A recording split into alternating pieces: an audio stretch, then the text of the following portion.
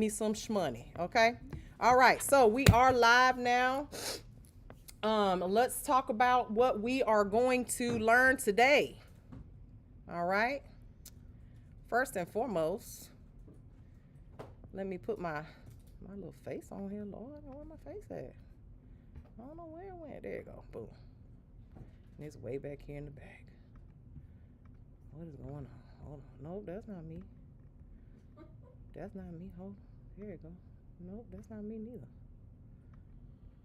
Anyway, maybe y'all don't need to see me. It ain't that important. All right, so gel nail enhancements theory and demo today, okay? Let's get to it. What we're going to talk about is why you need to learn this particular subject. Why do you think you need to learn this subject, y'all, when we're talking about gel? I mean, and like I said earlier when we wasn't on camera, y'all don't know what y'all doing with it. Y'all just doing it and don't know how dangerous it can be, how you can hurt your clients using it, causing allergies. The thing that I see, and I knew it was going to happen. I called it a long time ago that allergies were going to be rampant in the next 5 years once they started after COVID, when everybody wanted to be a DIY nail tech. Some of y'all was that DIY nail tech, wasn't you? So after COVID, I said, oh man, here we go. These folks about to be messed up. So we'll get to that in a minute. We're also going to talk about the chemistry of gel, as well as the difference between LED and UV. Y'all know the difference? Y'all know the difference between these two products? Oh, y'all loud and wrong. All of y'all wrong. It's okay to be wrong when you in school. It ain't okay to be wrong when you working on humans, okay? This is a very important chapter. Very important. And I know I say that about every chapter because they all are very important. But this one, y'all out here really, really playing with fire, okay? So, let me move that out of the way because it's in my face. All right. So, we're also going to talk about the types of gels that are out there for you guys to use, because there's several different kinds, several different mediums, viscosities, and things of that nature, okay? We're also going to talk about different supplies that you need to do gel nails, all right? How you store it, how you remove it, which ones can be removed, which ones cannot, okay? As well as who is a candidate for gel services. We got all these different types of products: acrylic, gel, dip nails, fiberglass. So y'all learned about that last week when I was gone. Who is the best client for these things? Okay, because there are reasons why you would not want to use gel versus why you would. Okay, so first and foremost, why do you want to learn this? Like I always tell you, as a nail technician, you should have a healthy knowledge of every service that you can possibly provide. Do you have to master them all? Absolutely not. I mean, if you want to be a master nail tech, I would say yeah, but all of us are not going to ever, some of us are never going to pick up gel ever, other than just polish. Some of us will say, you know what, I don't like acrylic, I like dip. I don't like dip, I like gel. I want to do Gel X only. Okay, and that's perfectly fine, because Lord knows I want you to be good at whatever you know, so you can make that money. There's always going to be a client for you, no matter what you decide you want to specialize in, whether it's pedicuring or just natural nail manicures. Okay, there are clients for you out there.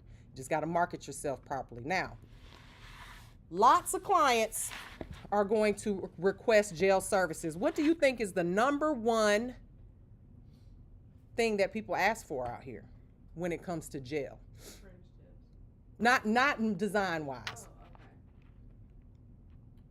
Gel polish. How y'all using regular polish on people? I know that's a lie. Y'all act like that was a foreign like it. What is this? What is this stuff that? What is that? Look, nobody wants to be loud and wrong. It was right there, bro. She like, ooh, I don't want to get. Listen. I don't mind being called out when I'm wrong, because that makes me, I will never forget that moment that I was wrong and loud. Okay? So it's okay. And now is the time for you to be loud and wrong, or schmedium loud and wrong. Okay? You can whisper it and be wrong. We'll say softly wrong. Okay?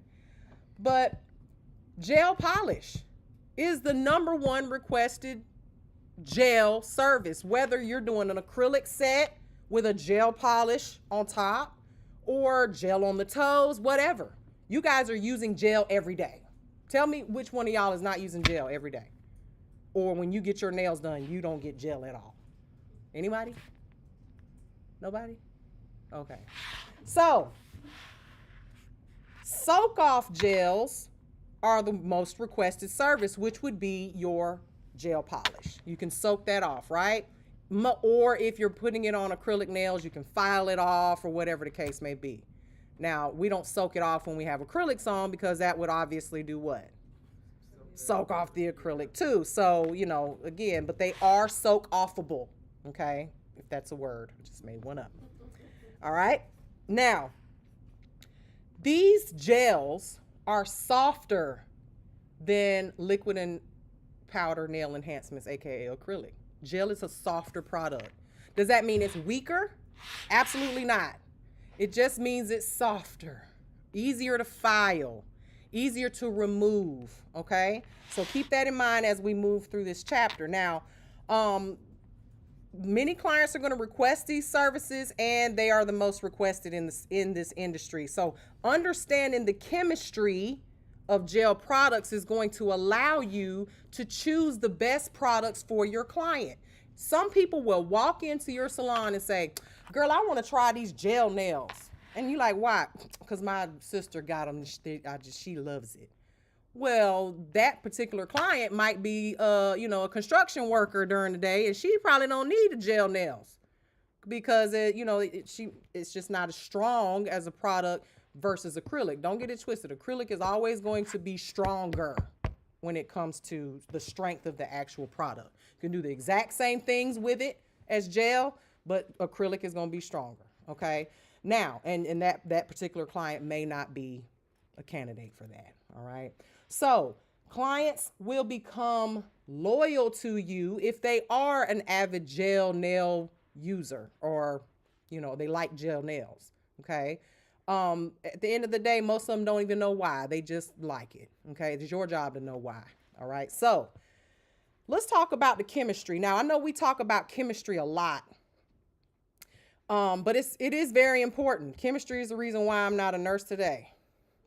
But I talk about it a lot with nails. All right. So, some of these words are going to be very important for you to know. You're never going to use them again.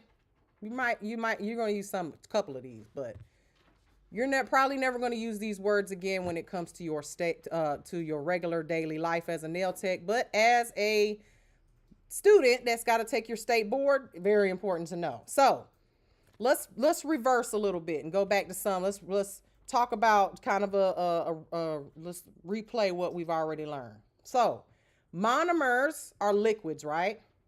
Liquids are watery. Polymers are solids, meaning our powder. Okay, and this powder is, although it is a little dust, right, but it's still a solid, right? So what would you say is in between a liquid and a solid? If you had to eyeball, like with your brain, think about if something is watery and then something is hard and solid, what's in between? Well, the powder is the solid, okay? If you mix the two, you get whatever's in the middle, right? So gels are what's known as a pre-polymer. Polymer is the solid, right? Gel is stuck in between. So when we think of gels, think of it as gel is exactly the same as chemically as far as what it is made of. They're all acrylates. I've said this before. Glues are cyanoacrylates. Y'all should have learned that last week, right? Glues, resins, they're acrylates. And what is an acrylate? Does anybody know?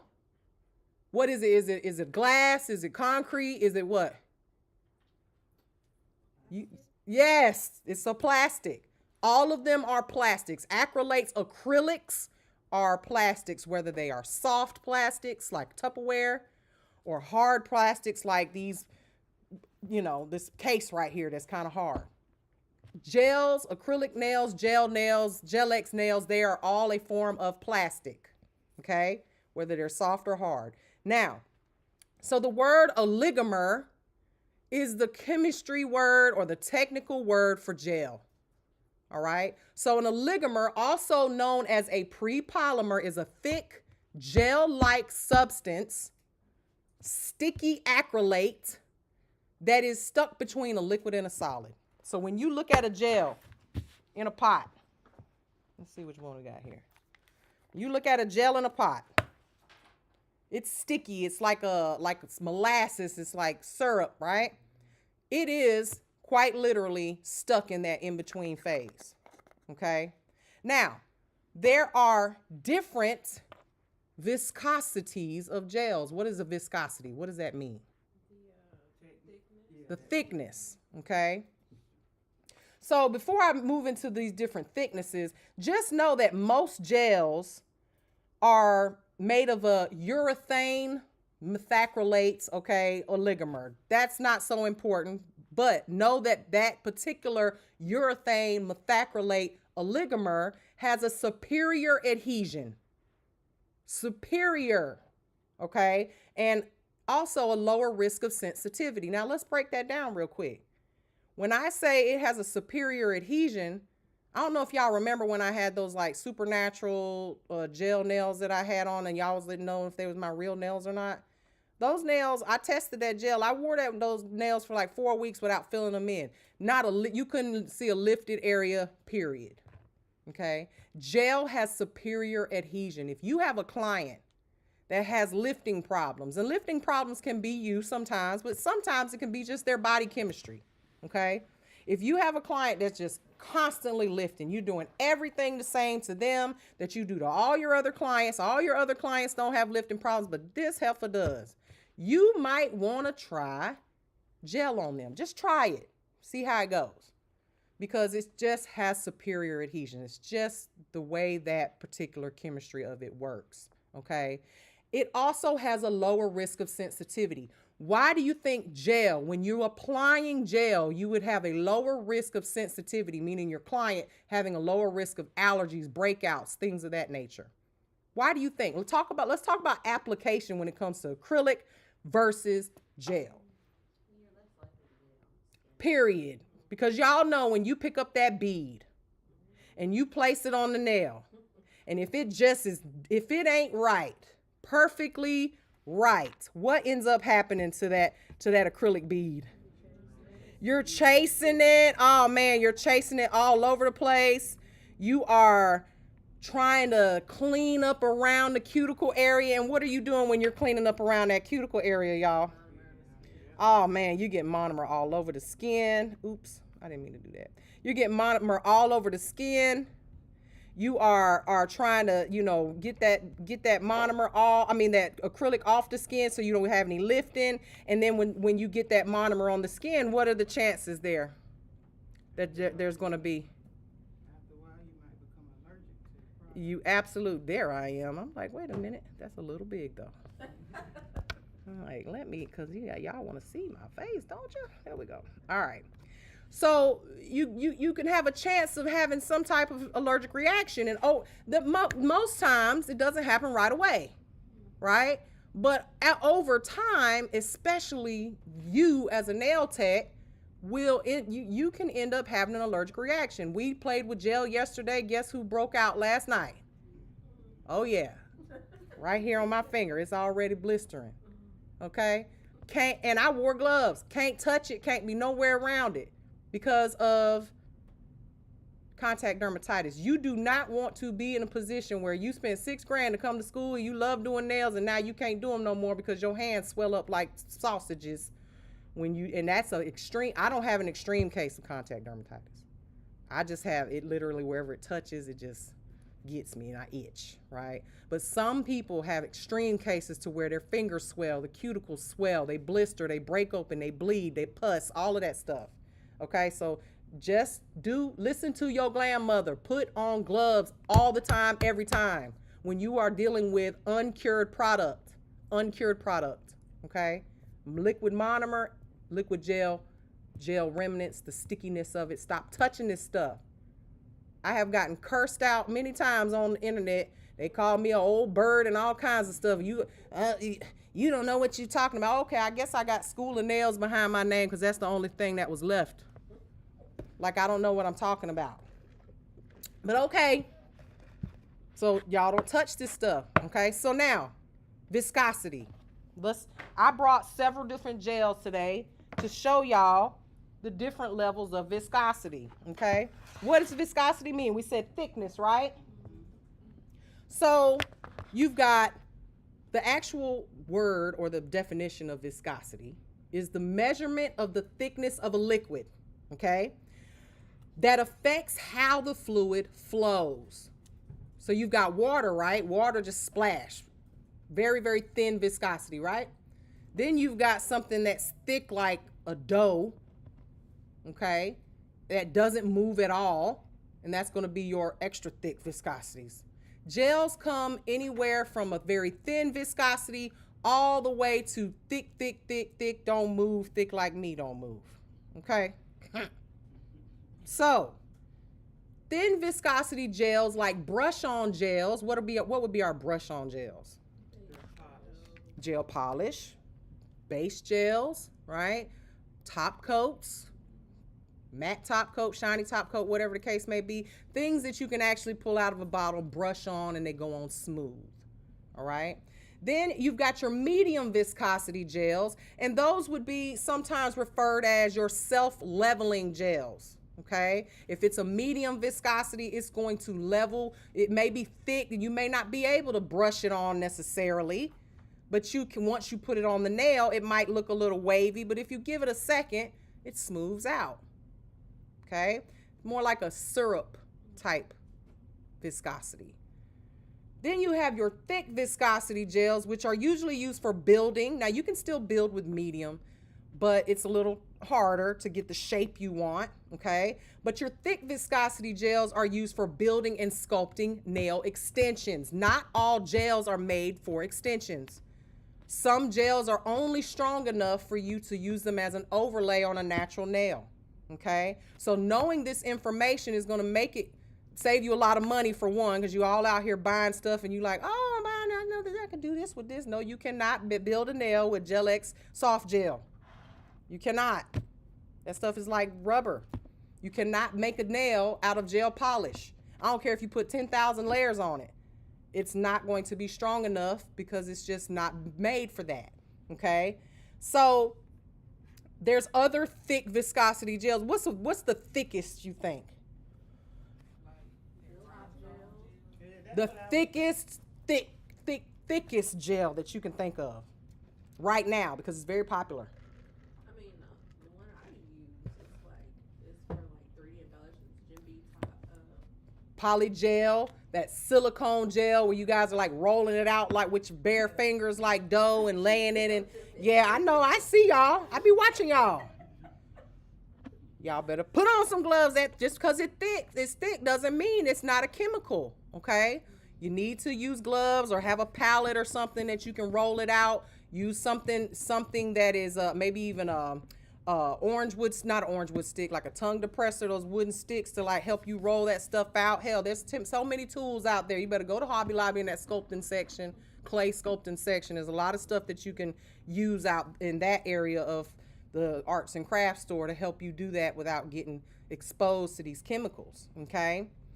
So before I show you these viscosities though, no, let me show you the viscosities, okay? So you got your thin viscosities, which are gonna be your gel polishes, right? Your gel polishes, those, you know, you can drip them down, you pick it up and it just drips like I said, like a syrup almost, right? So that's your thin viscosities, your gel polishes. Then you got your medium viscosities, and I'm right here. I've got some Tickled Pink. If y'all haven't tried Tickled Pink, it's a great product, y'all. Let me see which one I got open over here. This one, this gelato. That's not it. And I'll be using this in our demonstration today. One of them I had open. It might be this one that's coming out the doggone container. Pull this open. Look how pretty this is. Okay. This is your medium viscosity. Let me pull some out so you can see what I mean. It looks pretty in the pot, right? It's leveled, it's self-leveled. So if I pull it out, it looks like molasses or syrup, right? If I leave this, and notice how I highly recommend y'all open y'all's containers like this. Stop opening them completely open, because when you clean off your brush or whatever you're using, you can scrape off in the middle of it, and then you don't have gel seeping all on the sides of your container, which is so annoying, okay? You don't want gel all over the place when it comes to you want to try to minimize making a mess, okay? So that's your medium consistency. Now, you can build with this, obviously. But then you've got your builder gels that are a thick viscosity, okay? You see that white? Does that look self-level to you? Not at all. There's no self-leveling going on there. So why would you want something like this? Extend the nail, make it repair free edge or something. Well, when you're applying this, it looks a mess. Like your but when I tell you, it will give you the prettiest, crispiest pink and white nails you've ever seen that are sculpted. Okay? This is builder gel. Okay? Again, you can build with something that's as runny as this, but this makes it so much easier, and I love using it because my clients be looking like, is that how it's going to look? And I'm like, yeah, girl, it's my first time using gel. You don't like it? Right? Once you file it, though, oh, it's so pretty. It's so pretty, okay? And give you a nice permanent design. And then, of course, you also have your poly gels. What did I do with that poly gel? I just had it right in my face. Okay? You got your poly gels, which, when I tell you these are... These are even thicker than that, because these won't, you can lay this on the nail, it won't move. It comes out like toothpaste. If you have ever done acrylic nails, dip nails, use this type of gel, and you just like, Miss Mary, I give up. I don't want to be a nail tech no more. I want to go back and work at McDonald's as a cashier because it's just so much easier. Then you need to try this. This is so forgiving. This, you can't mess it up unless you just really don't know what a nail is supposed to be shaped like. You can't mess it up. This is the best, I believe, beginner product out there. And obviously I do sell it. This is my brand, okay? But like I said, until you put it in the light, you can't mess it up, all right? So if you do mess it up, take it off, start over again. There's absolutely no waste when it comes to gel. No waste whatsoever. Whatever you don't use, you can't put it back in the pot, obviously, but you can put it on the next nail. When you're using acrylic and you got a paper towel that's covered in monomer and little beads that you just was like, I don't like that one, boop, boop, throw it away. Y'all got more acrylic on your paper towel than you do on the client's nails? Yeah. Not with gel. Gel doesn't necessarily work like that, because you can always put it back if you don't use it, or you can put it on the next nail, or it's just much more forgiving when it comes to waste, okay? So, everybody understand viscosity. All right. So, what brand you use, that's completely up to you. There's so many different brands out there. We'll get to those in a minute. Now, when we use the word cure with gel, how do we cure it?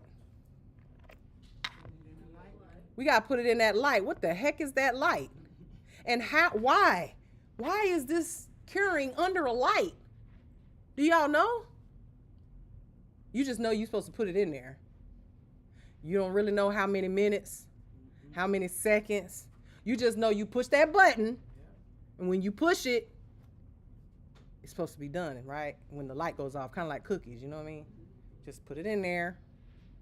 Just look and make sure that they ain't burnt, and then pull them out, right? Don't work like that, Okay, this is very important that you know this information. So inside, remember I said that these gels are stuck in that in between phase of being liquid and solid. They're stuck there. It's like you picked up a bead of monomer with your brush, monomer and then powder, and you just, what it looks like on your brush is just stuck. Pause. It's just stuck there in that phase. That phase where you can move it around still and play with it still. But in order for it to get hard, or what's the word?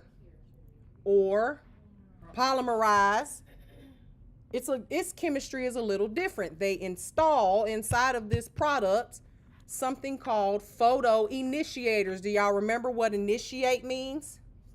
To start. An initiator means to start. So what do we need to get a good photo? Flash, a light. Absolutely, right? Because if I didn't have this light on or any of these lights, y'all wouldn't be able to see me. It'd be dark, right? So this lamp whether it's UV or LED, we'll get to that in a minute, is what it needs to cure the product.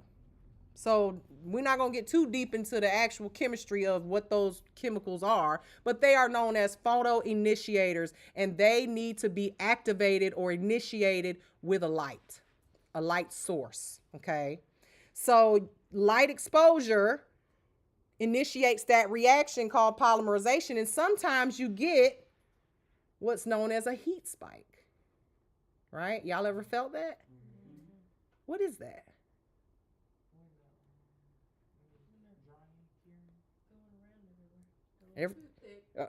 Everything's moving around, and then everybody done came to the club. It got too hot in there. You know, the fire department said, y'all got too many people in there. It says 200, y'all got 250. Some of y'all got to go. You're going to blow up in there, right? So polymerization is happening, and it's happening at either at such a fast rate, or you've got too much product on the nail that it causes polymerization to happen really fast, and then you get that heat spike. Now, I don't know if y'all know this, but that's not just something that you can just spray with alcohol and it goes away.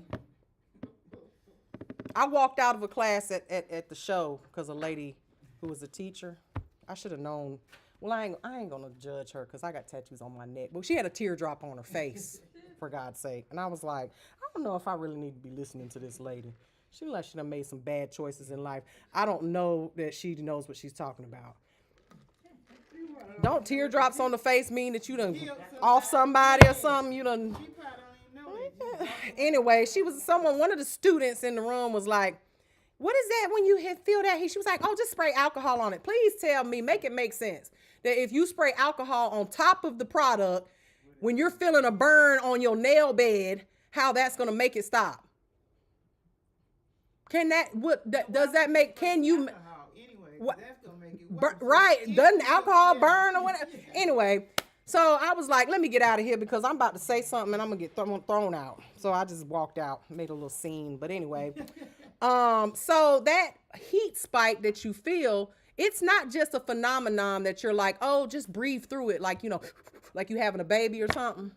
No, you are causing your client pain. You're causing your client to have a burn. Over 100-degree burn on their what?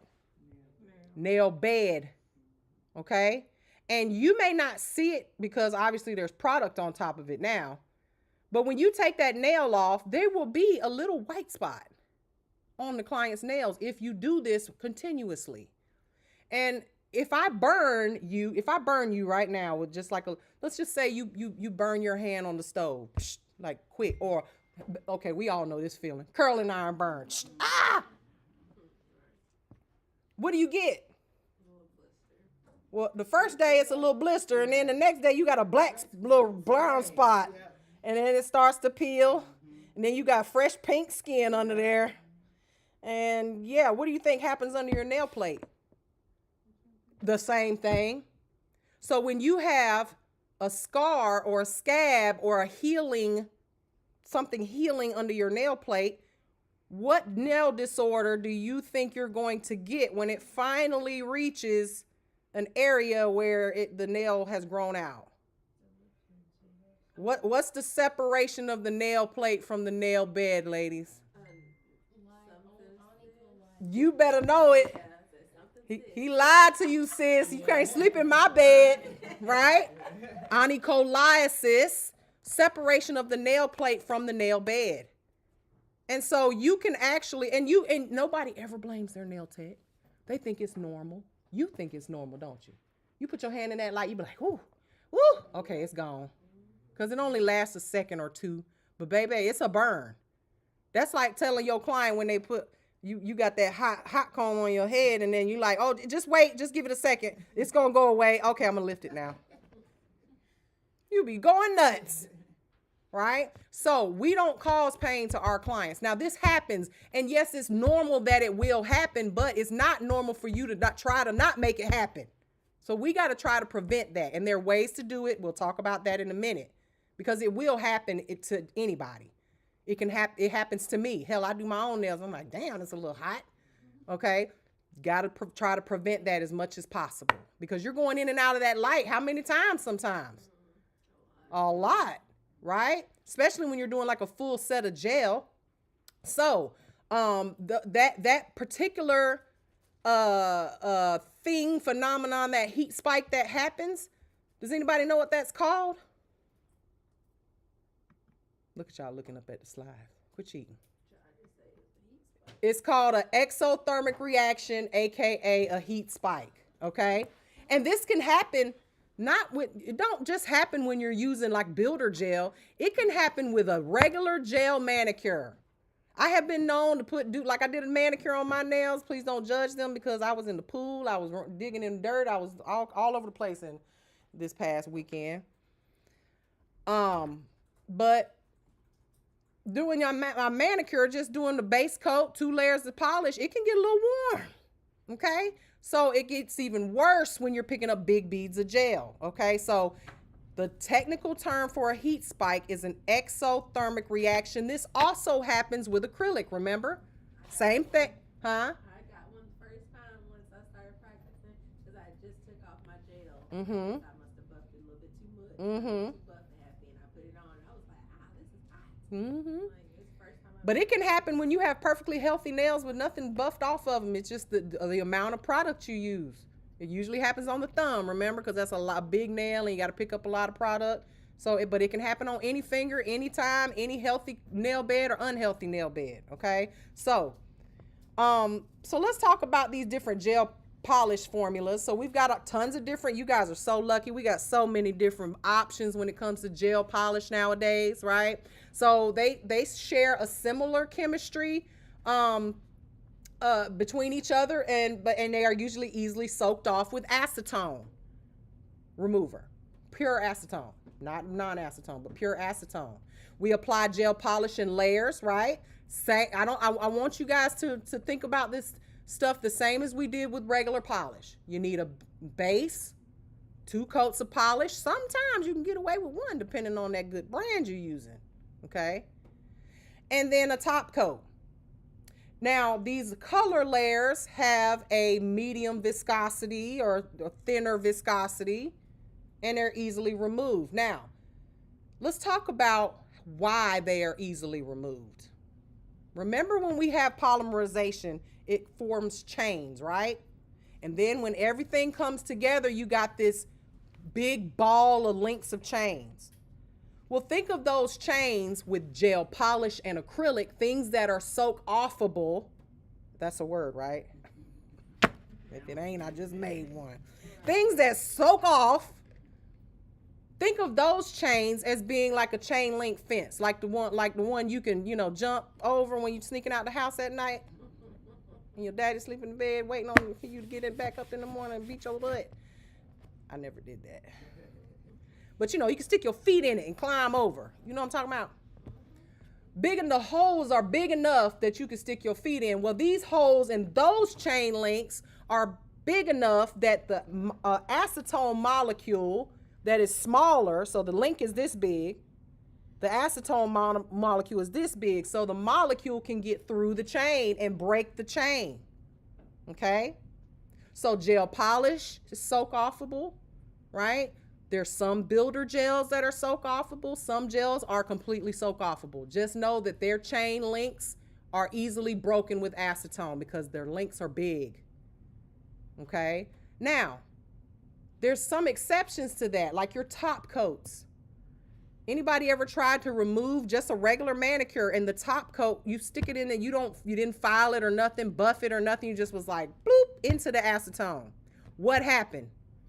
It didn't really move. It might have started fraying around the cuticle area, but it still stayed shiny because you didn't etch the top coat so that the the acetone could get through there. Why do you think that is? The chain is a lot, thank you. The chain is tighter. It's the cross links or the cross linking is a little bit tighter. And that's the reason why top coat provides protection and shine to your nails.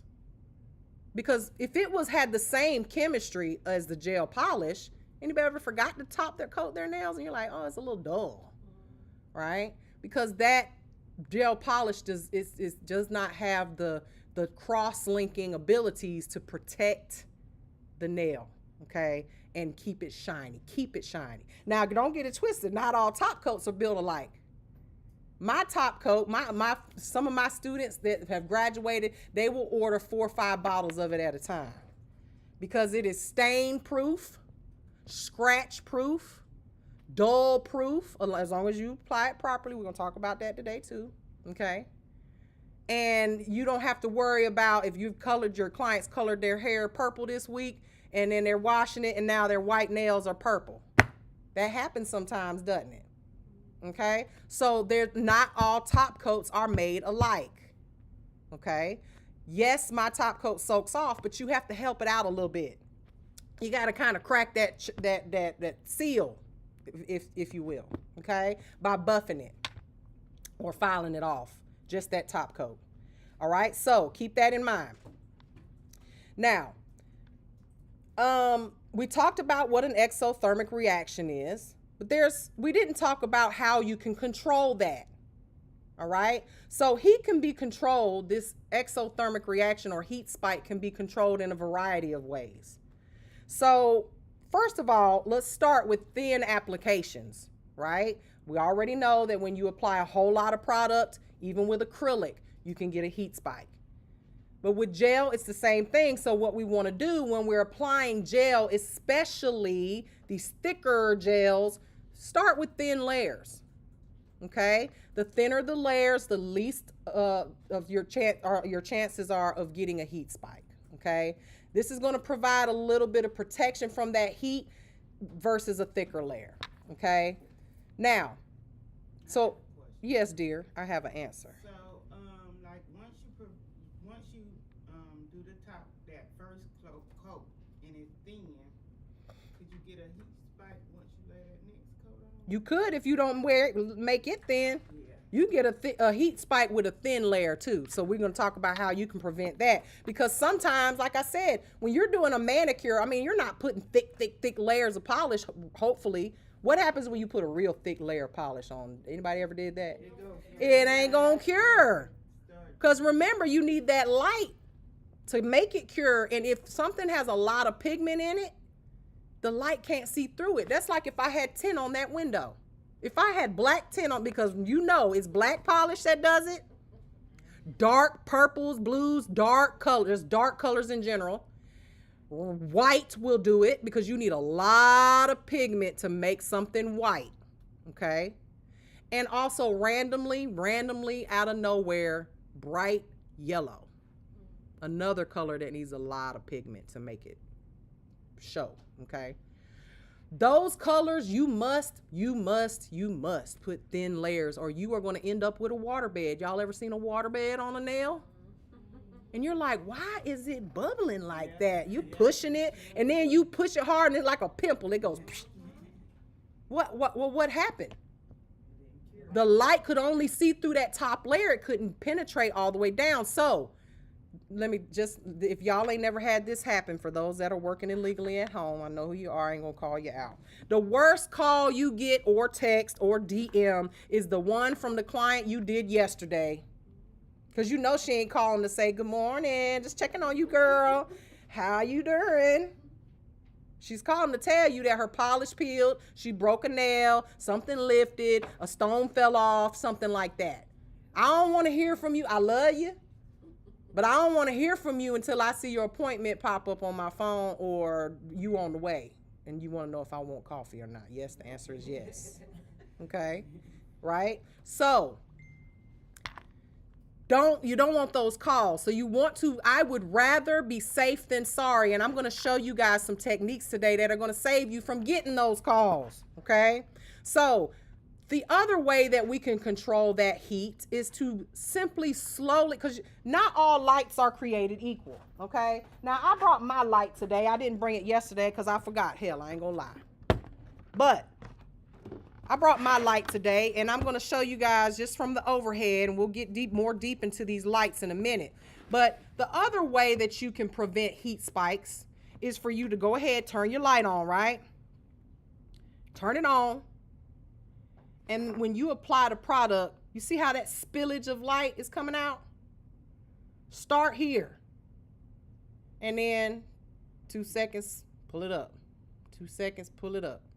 2 seconds, pull it up. Like just gradually turn that. You see what I'm saying? So that way your client is not getting this boom flash of light, because that's what is happening. Some of these lights are very strong. This is a 96 watt lamp.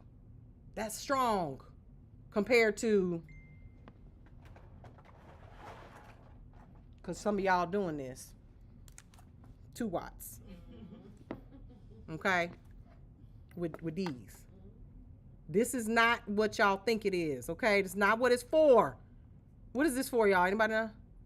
Flash curing. We'll get to that in a second, all right? So that is how you can gradually cure and not flash your clients to death. Think about do you like being woken up in the morning by your mama going, wake up now, I told you 5 times you're going to be late for school today. Floop, lights on. You like, ah. You know what I'm talking about. My mom was so sweet. She would come in singing in the morning, you know, and then she would just turn on the little dimmer, you know. But everybody mom ain't like that. The bus gonna be on. If I got to take you to school today, it's gonna be a problem, right? Okay, so you would prefer if you had a sweet mama like me that was, you know, turning the little, okay, I'll give you 5 more minutes. That's why I am the way I am. She woke me up extra early, gave me some time, you know, get ready. I like to have my coffee and my stuff in the morning, right? So some of these lights have what's known as a low temperature mode. Have y'all seen that? Mine has one. Let me see if you can tell the difference. So this is regular. See the light coming out of it? This is low temperature mode. Do you see anything happening? Not quite yet, do you? But there is light coming out. Look at y'all. There's light coming out. But it's that dimmer. It starts low and slow. And then right at about 25, 30 seconds, it will come back up a little bit and come back up. And then it gets more intense and more intense. So the first 30 seconds, watch. Boom. You see that? That's bougie, ain't it? Well, I'm sold out of them, but I'm not telling y'all any of this so y'all can buy my light. I'm telling you this so that when you guys go looking for lights, y'all gonna stop going and buying these $15 lamps off of Amazon, because it's gonna change your life, what you learned today, okay? So that's one feature that you may wanna look for on a lamp. My lamps are only $150, okay, when I first put them out. You guys usually get them for like $90, $95 or something like that. I'm gonna order some more, you know, we got them tariffs right now. Okay. Look, Sweet Meal Supply sent me an email last night. All U.S. orders got until midnight to make an order because of them tariffs. Telling you, them tariffs is going up. That's why I was like, ooh, I don't want to make no big old order, because, you know, I got to order 30 of these at a time from China. And that ain't cheap. You talking about $4,000. Y'all all better buy a damn lamp. I know that. Okay. So these are features so when you guys start thinking about lamps, because some of y'all got the little cheap Amazon lamps and y'all like, I don't know why. Look at Emily like, I do, Ms. Mary, you calling me out. I'm sorry. Okay. So that's the ways that you can prevent heat spikes. Okay. So you don't have to have a fancy schmancy light. You can gradually, flash cure that client slowly into the light. Got it? All right, let's move to the next subject. Now, what is the difference between LED and UV? What is the difference? Well, first of all, let's talk about these lamps because they are very important to know the difference between the two, especially when you are purchasing them. Okay? So, gel curing lamps, we'll just call them curing lamps or gel lamps, okay? These are devices that power and control the bulbs that cure gel nail enhancements, okay? So, these bulbs emit a violet light, bless you dear, at the proper intensity needed to properly cure a gel nail enhancement, okay? So, curing lamps, they might look similar or the same. Some might even be the same, okay, when it comes to their structure, because y'all know, let me just tell y'all in case y'all didn't know, as a manufacturer or seller of my own products, we all getting our lamps from China, okay? And I'm getting my name stamped on mine, and Valentino's getting theirs stamped on theirs. And so y'all stop falling for this brand stuff. Support the people that support you, because I get my same stuff from the place they get theirs. They just can afford to buy 1,000 of them at a time, and I can't. Bless it. Okay, one day we're going to manifest it. All right? But with that being said, these curing lamps, they may look the same. However, there are many differences that affect the amount of power they have. So when you go on Amazon, Emily. I got my OG Amazon lamp too. We all got one. There's 10 of them in that box over there because y'all ain't about to tear up my good lamps. I said I was going to take 10 of them, my lamps, and set them aside for students to use. I said, you seen the way them lamps look? Y'all ain't about to tear up my shit. Nuh-uh. No, buy your own. Tear that up first, and we'll see how it goes. They work, right? They do the purpose of. But again, the purpose of you coming to school is so you can learn what not to do and what to do. And then when you get home and you become a nice big girl nail tech with a big old license on your wall, you gonna buy your own expensive stuff to tear up. Because I promise you won't when it's yours, right? So these differences are going to be as follows. The number of bulbs, the types of bulbs. I wish these people stopped texting. My motorcycle group, they all day long. Let me put this on Do Not Disturb. Okay. The types of bulbs, the numbers of bulbs, the distance between the bulbs. Okay? The size of the bulbs. The power of those bulbs. All of this matters, and these are things you need to be looking for when you are on Amazon. I'm not telling you that it's not okay to buy a bulb lamp on Amazon. What I'm telling you is you're not going to get a good one for $15. Okay? You're not going to get all of the features that I'm talking about today that are going to make your nail tech life easier. That's what I want for you. I want time is money in this industry. We ain't got time to be repairing gel polish. You can't just soak that off. You got to file it off. And God forbid you did a design on it and it starts chipping. Now you got to take that off and then you got to do it again. And it's your fault, so you ain't going to charge them. You know you charge $15 per nail. Okay? That's not fun. All right? So the power of a bulb, okay, is typically referred to, or the power of the lamp, is typically referred to as the wattage. How many watts it is. This is a measurement of how much electricity the lamp consumes, how much power it has. So if you have a 9-watt lamp or a 2-watt lamp, this is not enough power to cure an entire nail. It's barely, what it's going to do is it's going to stop it from moving, the gel. but it's not going to cure it completely. So here's the problem that you get when you have uncured gel, because I see it all the time on the internet. They're using this to put their Gel-X down, right? And then that's all they do, because it's on there. And then 2 weeks later, when they get ready to take their nails off or they file or whatever, there's wet, uncured gel underneath that tip.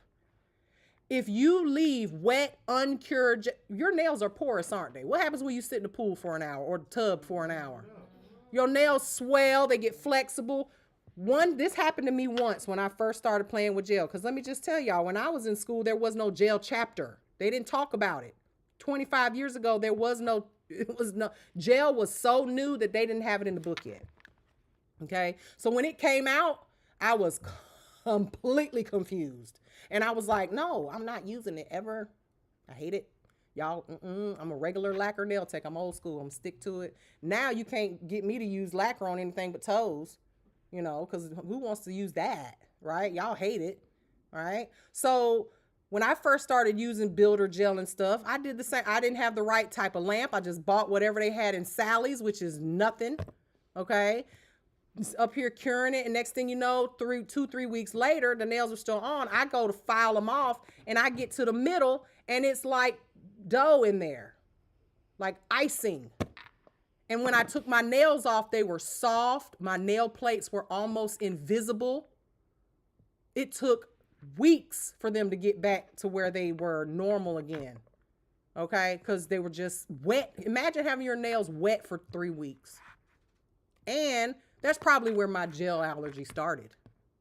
You cannot have uncured products on your body, period. Not even on your nail plate. So it's very important that you have a powerful enough lamp. So here's an example. If a lamp has 6 bulbs in it, and it says, so we're going to do some math, y'all. Go on and pull your calculators, because I know we can't do math unless we're talking about money. I can't. All right. So if a lamp has 6 bulbs in it, each bulb has 6 watts in it, how many watts is your lamp? 36. Ooh! Y'all did that, okay? I pulled out the calculator. So this is a 36-watt lamp, okay?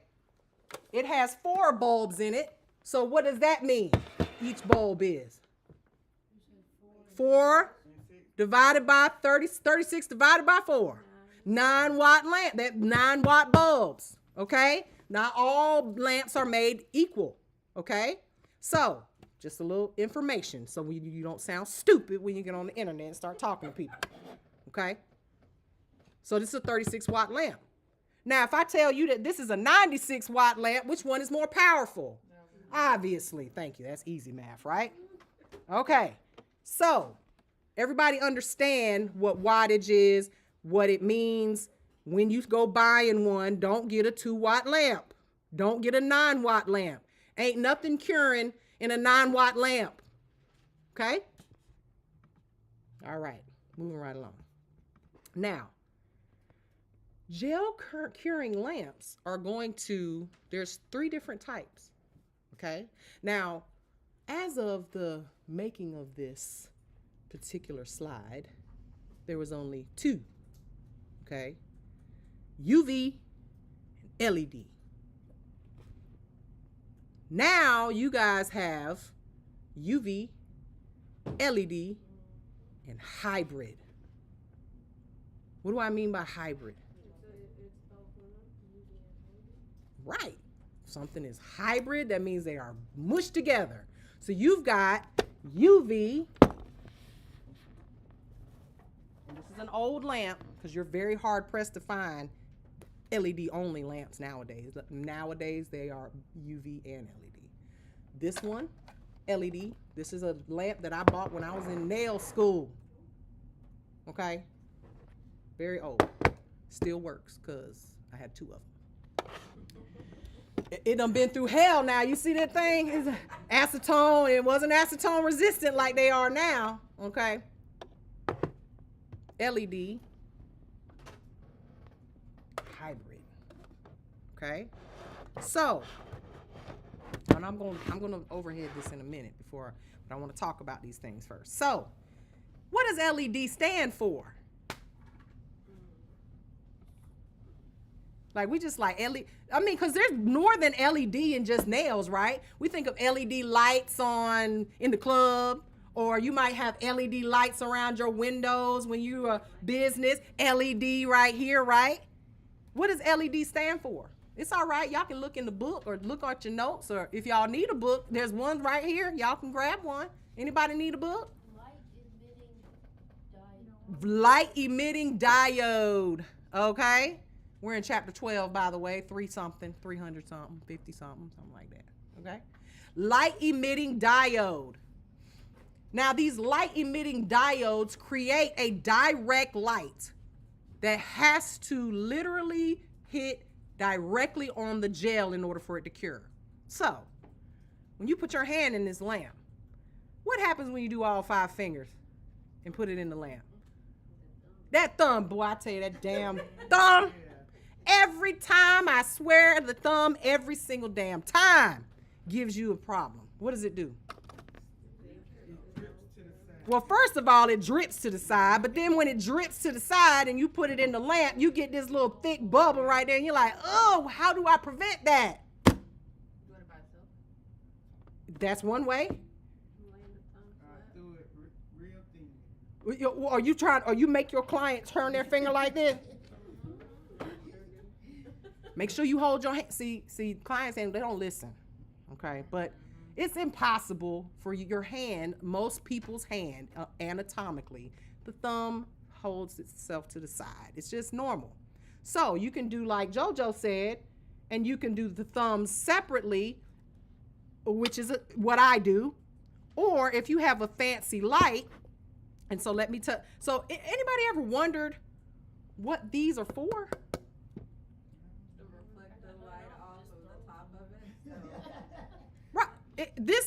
So when you're buying a light, this is another thing, write it down, that you need to look for when you're on Amazon buying a light.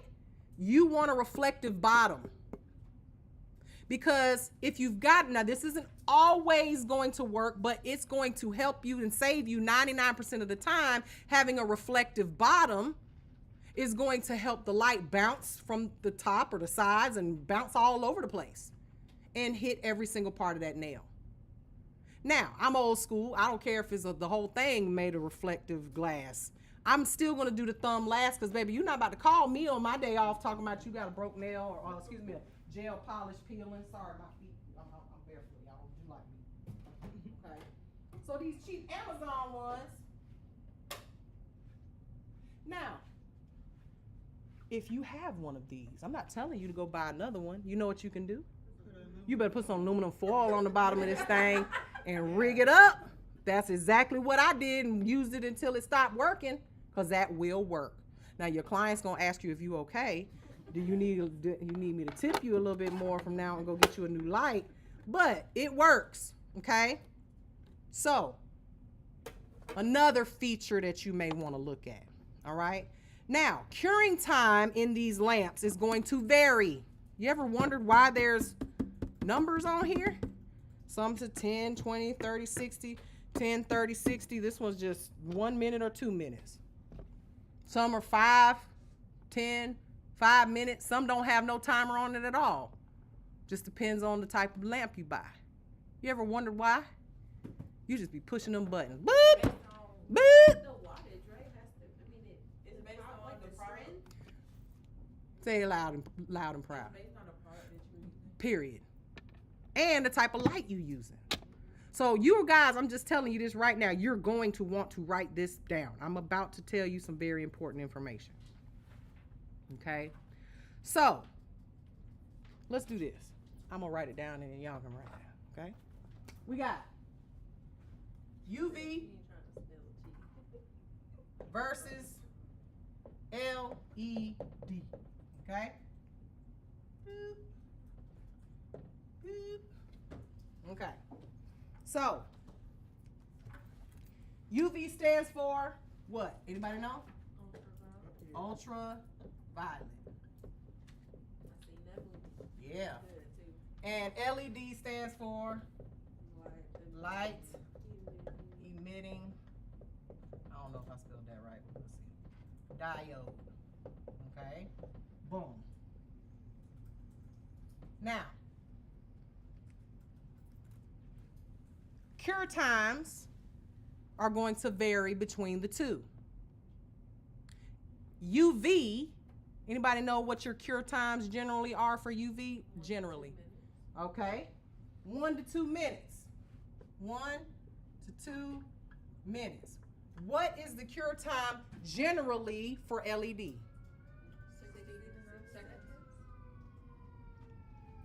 60 Something to 60. 30 You guys are going to be surprised. It's 5 to 60 seconds. Anybody know of any 5-second curing gels? No. Japanese gels, Korean gels. Obviously, you're going to want to. No. Which one? Because I got No. 30 No. seconds. I'm trying to find No. out if I'm missing a gel. Vetro gel. Japanese.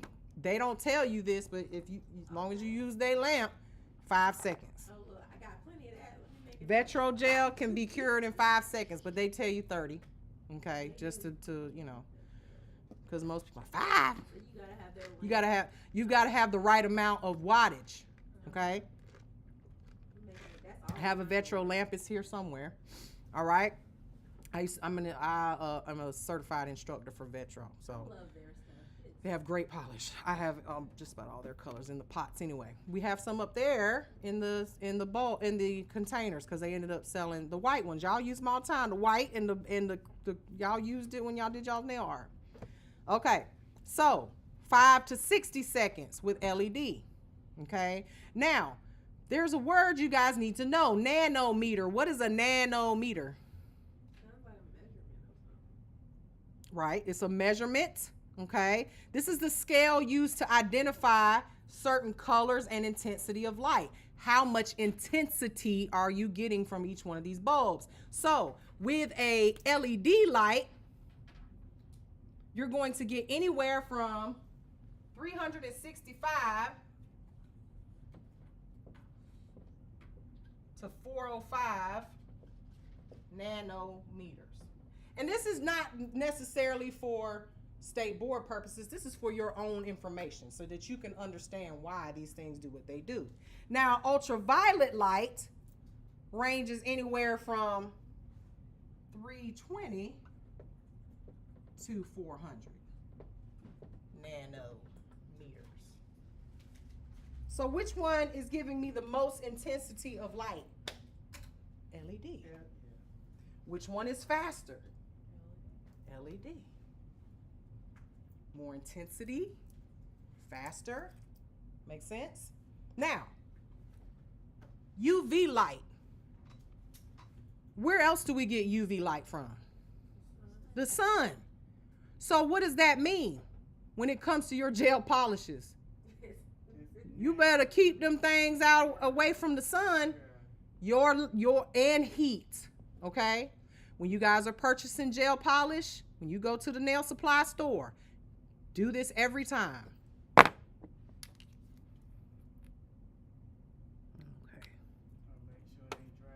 Because, baby, they will sell it to you all the way dried out because it's been in a warehouse or something for months or weeks or whatever in the heat, and then they bring it out, and then you go home, and they ain't going to take it back. You know they're not going to take it back. And they're going to say, oh, you left it in your car, honey.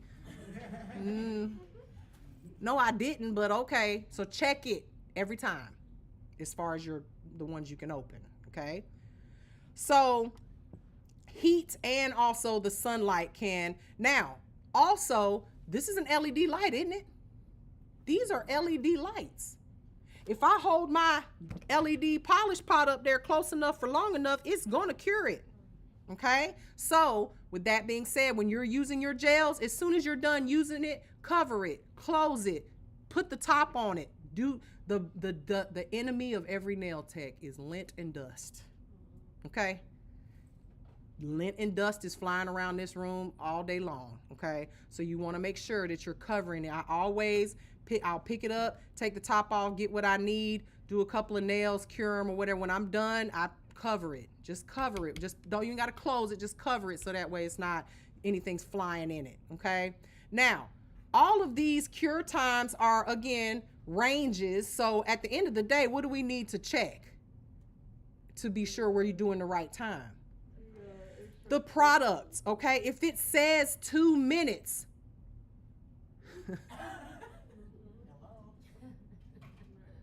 don't be over here, oh, well, 1 minute is enough. Okay, girl.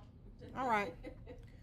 That's like you folks says like it says I'm tell you I make y'all know, some of y'all follow my Snapchat, y'all know I bake on the side. Yeah, okay. When I tell you, I gave one of my friends because she saw my little cookies I made the other day. Those look so good. Well, they had them, y'all missed it because they ate them yesterday in class, all of them. Because I only make them just for myself sometimes. I'm like, I don't need to eat 13 cookies. Sometimes I do, sometimes I don't. But I brought them over here. They ate them all yesterday. So when I told one of my friends, one of my biker chick friends, she was like, "Ooh, those are so cute." I said, "I'm going to send you the directions to how to make them." First of all, they was not blue. Second of all, she was like, I said, "How long did you have them in the oven?" She was like, I don't know, like 20 minutes. I said, 10 minutes. Take them out, put your designs on them, put it in for 5. Take them out. Yeah, don't follow directions. Guess what she got? I don't know what the hell those was. They was monsters. They weren't cookie monsters. Okay. So with that being said, please follow the instructions. If it tells you 2 minutes in a UV lamp, put it in there for 2 minutes in a UV lamp. Now, let's talk about this real quick because all these lamps are different. How do we know which one is which? So this is a UV. Let me turn this over for y'all so y'all can see overhead. This is a UV lamp. How do we know it's a UV lamp? Well, hopefully when you bought it, you saw UV. But when I slide this out, what do we see here? A long bowl. Yeah. Oh, y'all never saw this before? Y'all ain't never seen. Lord, I feel so old. It remind me of Tanny Bed. It's exactly what it is. What you know about Tanny Bed Bulb? She like, it remind me of Tanny Bed Bulb. You go to the Tanny Bed, girl? Oh, okay, girl. But you know what I'm talking about. You've seen it before. Okay. Well, you know this be in movies. What's that one? What was that one Final Destination that girl blinked up in that Tanny Bed? Yeah, uh-huh. Okay, so Tanny Bed Bulb, it's UV lights. And you know, I made a post, and y'all probably have seen it on my TikTok, where somebody said they got cancer from putting their hand in the lamp. Baby, no, honey, no. If you get cancer from this, then we all gonna die. Cause guess what? You spent a total. Let's just be real here, okay? So if it's 2 minutes for each layer, and let's give it the benefit of the doubt. She did a manicure. So she had to do a base for 2 minutes, 1 layer polish for 2 minutes. No, some more math, y'all. Another layer polish for 2 minutes, and then top coat for 2 minutes. How many minutes did she sit in this light? 8 minutes. I promise you, she spent more than 8 minutes in the UV light last weekend at the ball game than she did in this UV lamp. Y'all need to stop, and you do this once every month or every 3 weeks. Get out of here. That lamp ain't give you cancer. You tried it. Y'all want to put everything on the nail techs. Lord have mercy. Okay? So this is a UV lamp. All right? You might want to star on your little notes that y'all are taking. This is Old Faithful. And I'm going to explain what that means in a minute. Old Faithful. I keep Old Faithful around no matter what. Always. These are cheap. They only cost about $19. And it works. This is a 96 watt lamp. 36 watt lamp, which is the minimum you should be buying. The minimum. Okay. Now, what makes this lamp different from this lamp? The bulbs. Okay. I feel like I'm exposing them, like I'm taking their clothes off. Okay. So this one has a different type of bulb here. These are LED bulbs. Remember I said this one is UV, this one is LED only, and this one is a hybrid, meaning it can do both, all right? So this one is able to cure UV and LED. Now, y'all probably like, Miss Mary, I ain't never seen no UV only gel, well, I got some right here. Some of the best gel out there. D-gel makes some paint gel that you only do. And you'll know what it says. It'll say LED/UV hard gel. This one, and I had to write it on here, 2 minutes. Because this is UV only. If you put this in an LED only lamp, it will not cure. You'll be like, what is wrong with my light? Nothing's wrong with your light. You don't follow the cookie instructions and your damn cookies are raw because you don't pay attention. Okay? So, this one does both. This one does LED only. When in doubt, what are you going to do? Well, let's just say you bought one of these because somebody, or you got one because somebody gave it to you. And you're like, I don't know if it's LED or if it's UV or I don't know which one it is. What can you do? Damn. I mean, you can, but you're doing the smart thing. I want to know, what if you ain't got Google? What are you going to do? Test it. Take you some UV. If you have some, it wouldn't even matter if all you had was LED polish, which most of y'all is all y'all got, right? But if you had some UV and you were like, I need to test this, see what kind of light it is.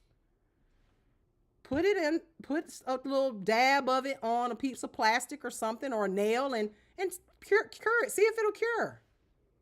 Okay? If it doesn't cure, if it's UV only gel like this one I just showed you, and you put it under this lamp, and it doesn't cure, you know that this is not a hybrid lamp. Obviously, you can Google it. That would probably be faster. But let's just pretend your internet cut off for the month. It better be if you ain't make your damn payment. Shit. All right. This one will do both. This one will do both too.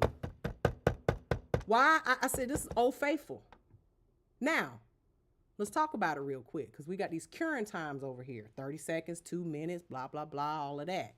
So if I tell you that this is a UV light and it can do both, it can cure UV and LED. Old Faithful can do it all.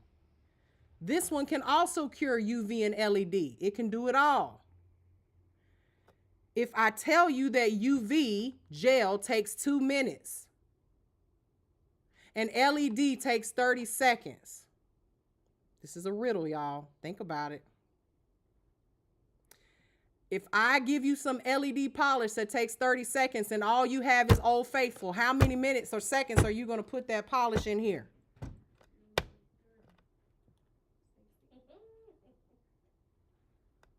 How we get 60? I said 2 minutes. A minute. 30 seconds, 2 minutes. Y'all all giving me one person got it right. But all of y'all gave me a different answer. I'm saying 30 seconds. You gotta have So LED polish takes 30 seconds to cure. But I told you that this is a UV lamp and it can cure both. It can cure 30 seconds in an LED lamp. Or hold on. First of all, it couldn't be that confusing because I guarantee you it's written on the bottle. It'll say, have y'all ever read the instructions where it says 30 seconds in a LED or 2 minutes in a UV? Y'all don't read the instructions. I ain't never read it. You probably ain't got a UV lamp either. You probably don't have a UV lamp either because this is old school. But you can look. I promise you it's on every one of these bottles. 30 seconds in a LED, 2 minutes in a UV. So it would take 2 minutes to cure this LED polish in the UV lamp. Old Faithful, she can do it all, but she takes time because she's old and she need time. Okay? But she can do it. Now, if I tell you that I've got some UV only gel like this over here in this pot, and you've got a hybrid lamp that does both, how many minutes or seconds does it need to be in this lamp? 36. No. Loud and wrong. 2 minutes. Still the Because it didn't magically turn into an LED gel just because you put it in a hybrid lamp. The lamp ain't gonna magically cure it with LED lights, because the UV gel don't give a damn about them LED lights. It only cares about the UV. Okay? Now, if I tell you you got a UV gel only gel and you use it in this thing over here, it ain't gonna cure it all. Okay? So you need to know what product you're using and also what lamp you have. Okay?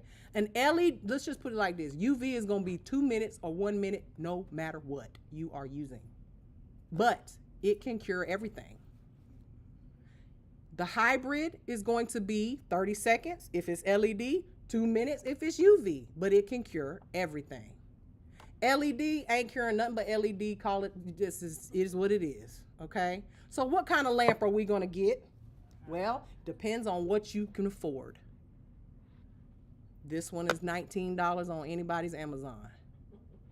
And it can cure everything. Let's be honest, some of y'all can't polish a whole hand in less than a minute. So do you really need to have something that is that fast? I'm gonna tell you right now, these clients, as soon as they see the light turn off, they pull it out. And you're like, don't touch nothing. And they're like, oh girl, something's in my hair. I want their hands to be in that light for as long as it stay in there. I tell them, don't bring your light hand out until I ask for it. And then they want to go in and out, turning it back on, because they're getting impatient and which is not a good thing. There is a such thing as over-curing. Just like you can overcook some cookies, you can over-cure gel. That's when it starts chipping off and doing all that good stuff, because your client does this, thinking they're helping you. I'm just making sure it's done. Girl, it was done when I told you to take it out in 10 minutes and then put it back in 5, and then it was done. You should have took them out and left it there, okay? So over-curing is a real thing. So if you can afford it, if it's feasible for you to get something like this, get the hybrid. Why not? But let's be honest, some of y'all ain't never using UV anyway. It's kind of old school to use UV, all right? But these will work. Now, here is the downside of this, though. These bulbs last until they stop working. The one bulb is not going to go out. If one bulb goes out, the whole thing stops working. You know it's time to throw it away, which is always a good idea to have a backup. What you going to do when your gel lamp goes out? Ooh, y'all going to be wishing y'all paid more attention during the regular lacquer days and spending more time on it, right? These, on the other hand, they are cheap. However, the bulbs are not. These bulbs must be replaced after, there's a hour time on it, right? Meaning, we just said each client probably does 2, 4, 6, 8 minutes at least 8 minutes per client. If you do 100 clients a month, that's 800, right? Minutes, which would equal to a certain amount of hours.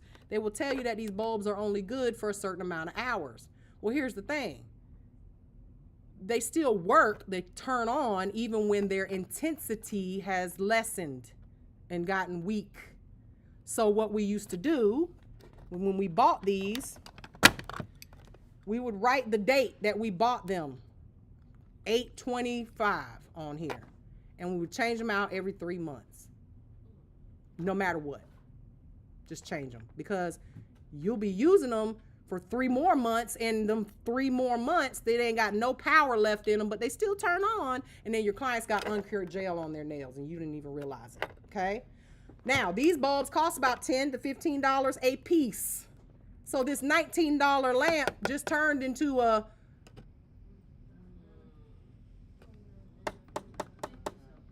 every 3 months. So why would you buy this? If you can, you might just invest in yourself. Get you something that's gonna last, okay? Because this might be cheap today, but when the bulbs gotta go be replaced, then you done spent $40 on bulbs on a $19 lamp. Now you could have bought you one of these, okay? So just like I said, invest in yourself, buy quality equipment and quality products, okay? And again, a lot of people don't know this stuff. You do, okay? Now, another feature that you want when it comes to the amount of bulbs that are. Look at how many bulbs are in here. Let me just turn it on real quick so y'all can see. It's got the auto. It's on low power mode. Look how many bulbs are in here. Now this one I don't have plugged up because this one's not the mine. Also, this one's portable. Wouldn't you want a portable light versus one that has a wire? Okay, because you can take this over to the pedicure chair. You can take this with you on a run somewhere to do somebody's nails if you're mobile, right? Gotta keep it charged up though. Okay, this one, look how many bulbs is in it. 1, 2, 3, 4, 5, 6, 7, 8, and then these tiny ones right here. That's it. Look at how many bulbs on there. So you can infer that this one has less wattage than this one. Okay, so also another feature. Now I'm not trying to sell y'all none because I ain't got none. I'm just saying, look for this stuff. There's other products out there that have the same features. You see this right here? When that's for that thumb. That's for that thumb. That right there. Now you can put it flat, right? But when you get ready, if you want to, and you set this baby up like this on your table, it's gonna hit those sides of the thumb. Okay, very nice feature. So this light, I didn't just pick this lamp because it was cute. I actually didn't think it was that cute. I picked it because it had the low temperature mode. It had, ooh, and did y'all notice it got pink bulbs? That's so cute. It also has the reflective bottom. The reflective bottom, well, where's it at? Here, reflective bottom. Okay, now this one has even more of a feature. It's got reflective all over, which is great, but this one has a reflective bottom, so it's going to give you that bounce. It also is hybrid, okay, so, and portable. It's got so many different features that I would want in a lamp. I chose a lamp that I knew I would want as a nail tech, okay. So you can remove this bottom. This is, please don't put people's feet in here with the bottom on it, okay. With that being said, this comes off and you can, and it's magnetic, excuse me, so that way you can pop it off and put it over people's feet when you're doing their feet, okay. So does everybody now understand how these lamps work and what to look for and all those important features? Yeah? Okay, good. So we can move on. That to me is probably one of the most important things about this chapter is the lights, okay? Now, when in doubt, because people will tell you, well, you should buy, if you're using D&D polish, you need to buy the D&D lamp. Well, you can, but what if you also have OPI polish or Kiara Sky polish or Vetro polish? We all have different polishes, so that means I need to buy a different lamp for every polish? No. What you need to do is go on their website, find out how many watts that particular lamp is, and just make sure that you have a lamp that can accommodate that particular gel polish. At the end of the day, 96 watts is enough for every polish. Just get a powerful lamp. That one's 96, by the way. I don't have any more. I'm just saying. I'm going to get some more, but y'all just get y'all a 96 watt lamp that's like that, okay? Similar, or get all the features you can afford, okay? Now, moving to the next subject. Let's talk about the different types of gels that are out there right now, okay? Because we didn't have all this stuff. Y'all so lucky, Lord. Now, before we talk about different brands, which that's Tammy Taylor Sculpt, okay, which I love Tammy Taylor's products. But, I mean, I don't know if y'all noticed, but did y'all see that tube?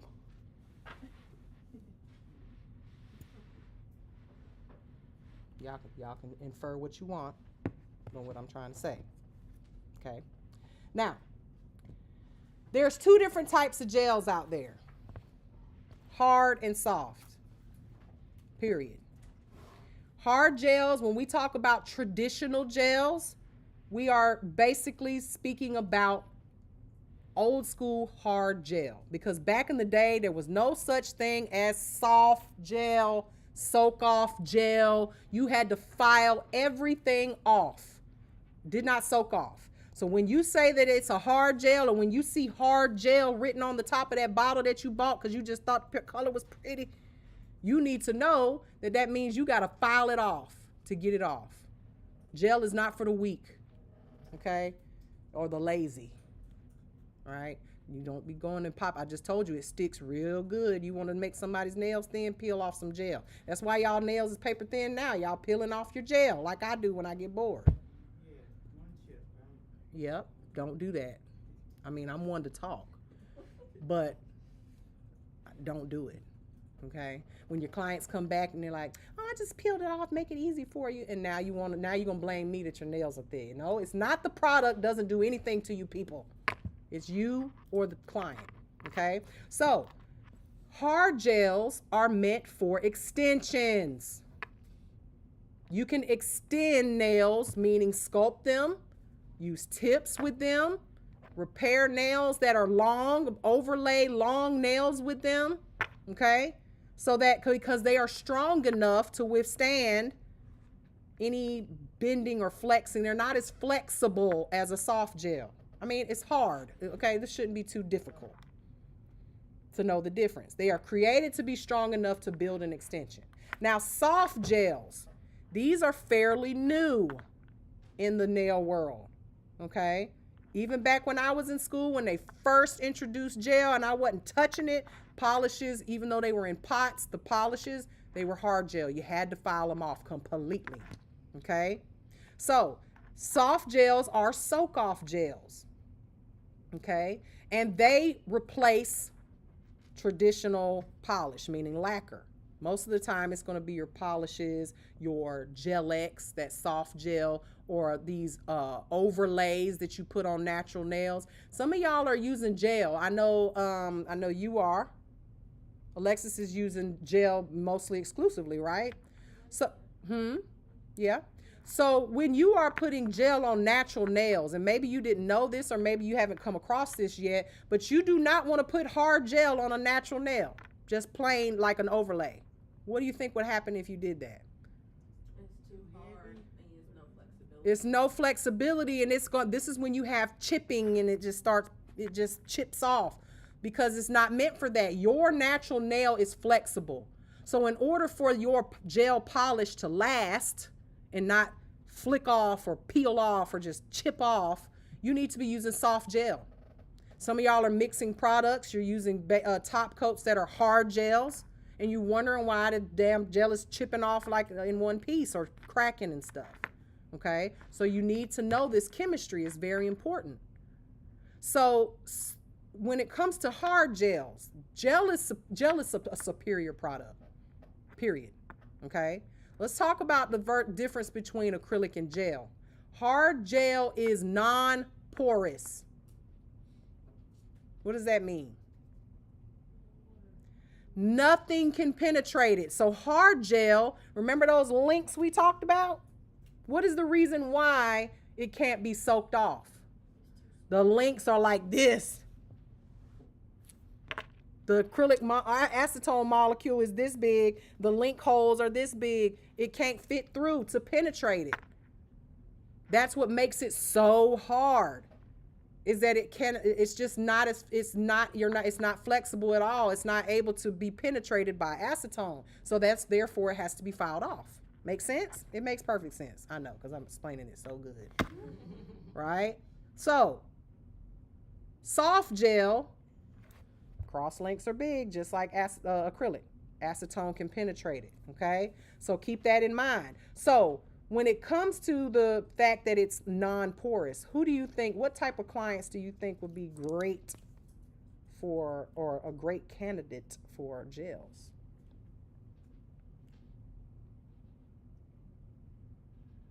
If my client has a lot of lifting because maybe they wash their hands 10, 15, 25 times a day. Who does that?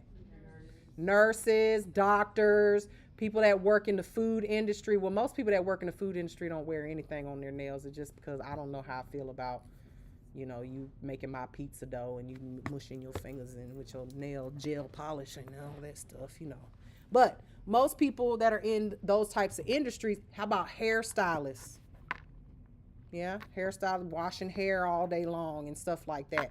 If you've got a client that's got lifting issues, gel is going to be something you're going to want to try. Okay? So, everybody understand the difference between hard gel and soft gel. Soft gel is not meant for extensions. Okay? The only soft gel that you can use for extensions is like the Gel-X soft gel that you glue the nails down with. Why? Because that gel is only used as an adhesive and not as an extension. The extension is the actual tip, right? Does everybody know what I'm talking about? Okay, because we're going to do a demonstration on that today as well. So, both of these types of gels have varying viscosities, right? So, everyone says that there is a poly gel out there that is soak-offable. I call BS. Everybody says, oh, there's such and such has one. Okay, well, how about this? Let's try soaking it off and see. Because all poly gels are hard gels. If they're not, they're going to be too flexible to use to make an extension. It's going to bend. It's going to flat. It's going to break. Okay? So, and again, if there's one out there, y'all send it to me. Don't keep telling me that it is what it is. Send it to me so I can call bullshit. What you think I'm going to do?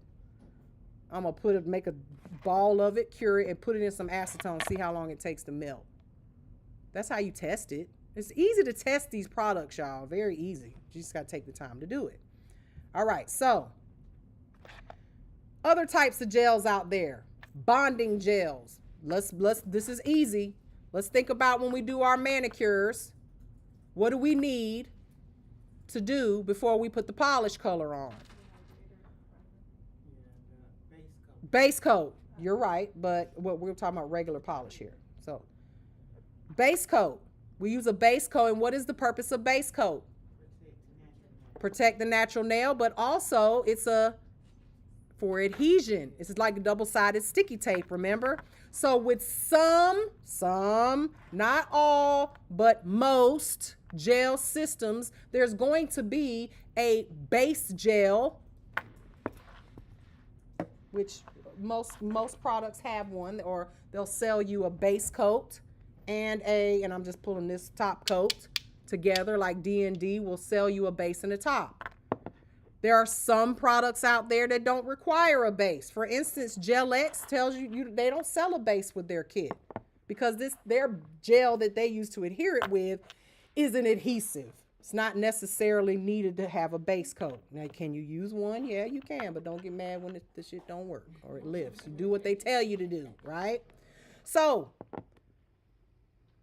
sometimes, again, you guys need to read the manufacturer's instructions. Sometimes you won't need to apply a base, a dehydrator, and a primer. If they say you don't need to, then don't do it.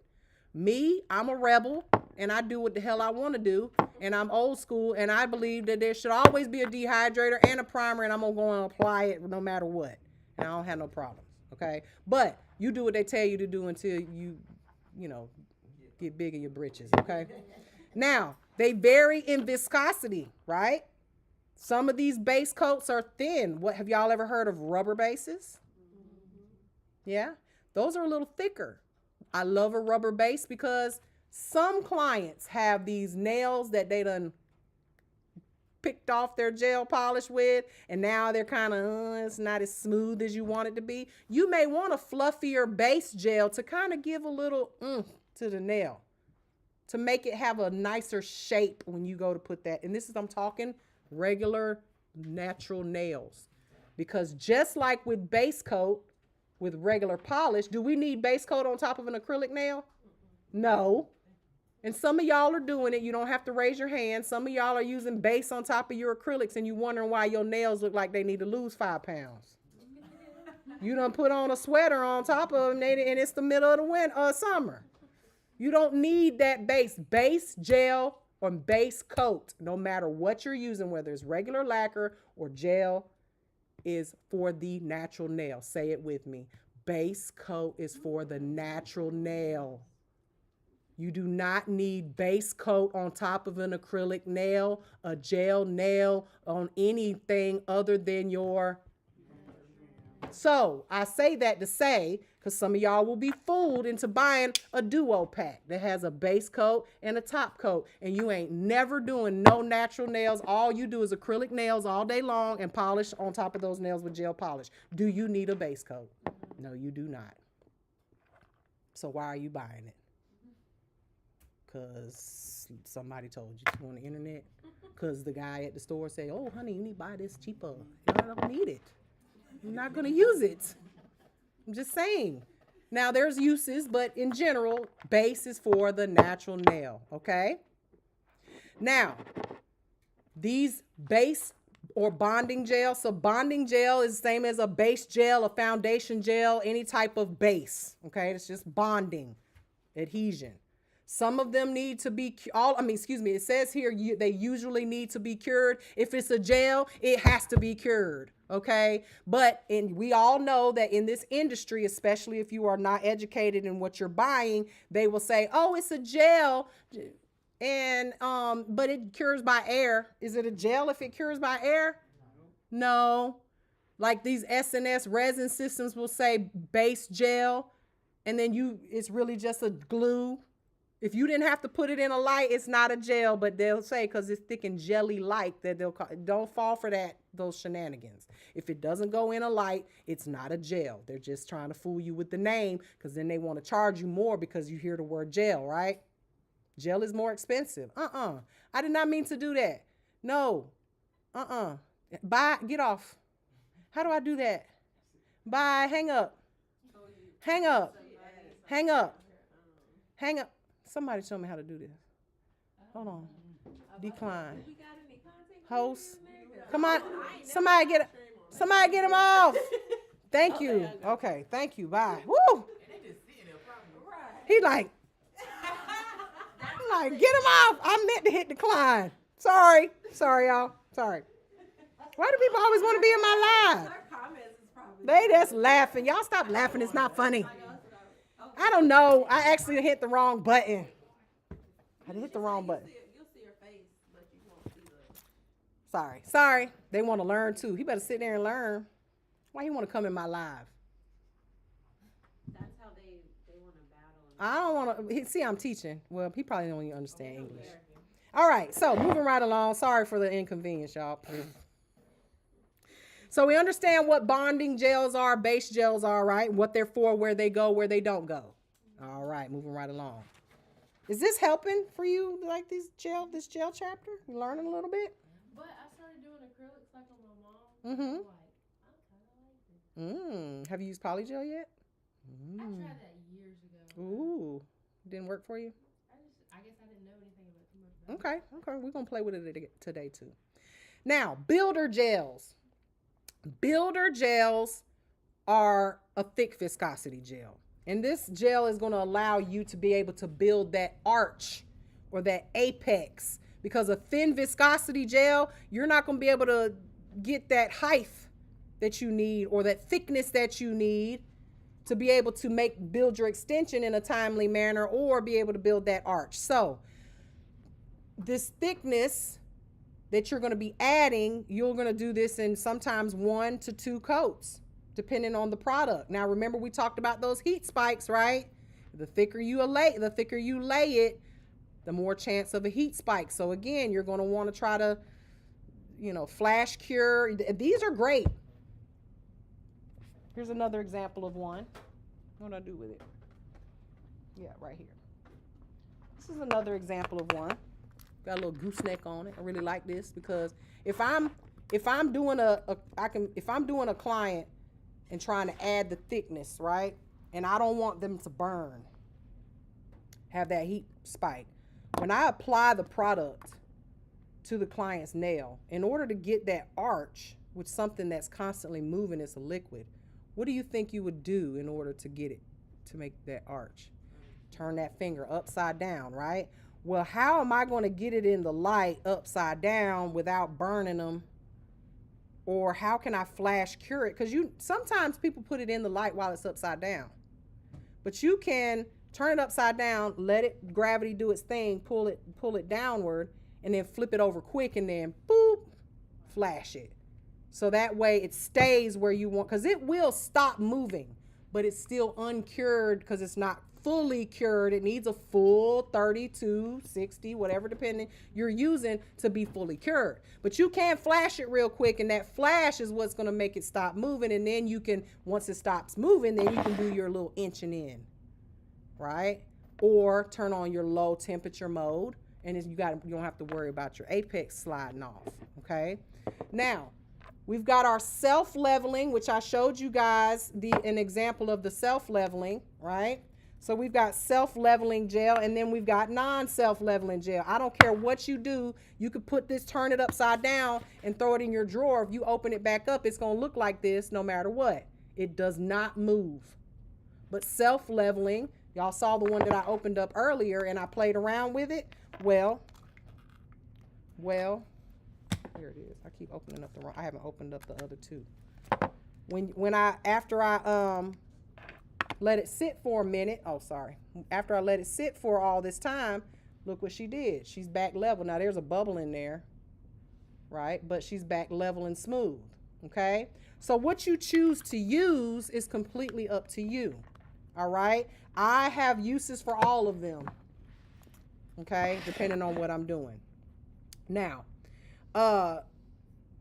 when you cure these, you got to cure each coat.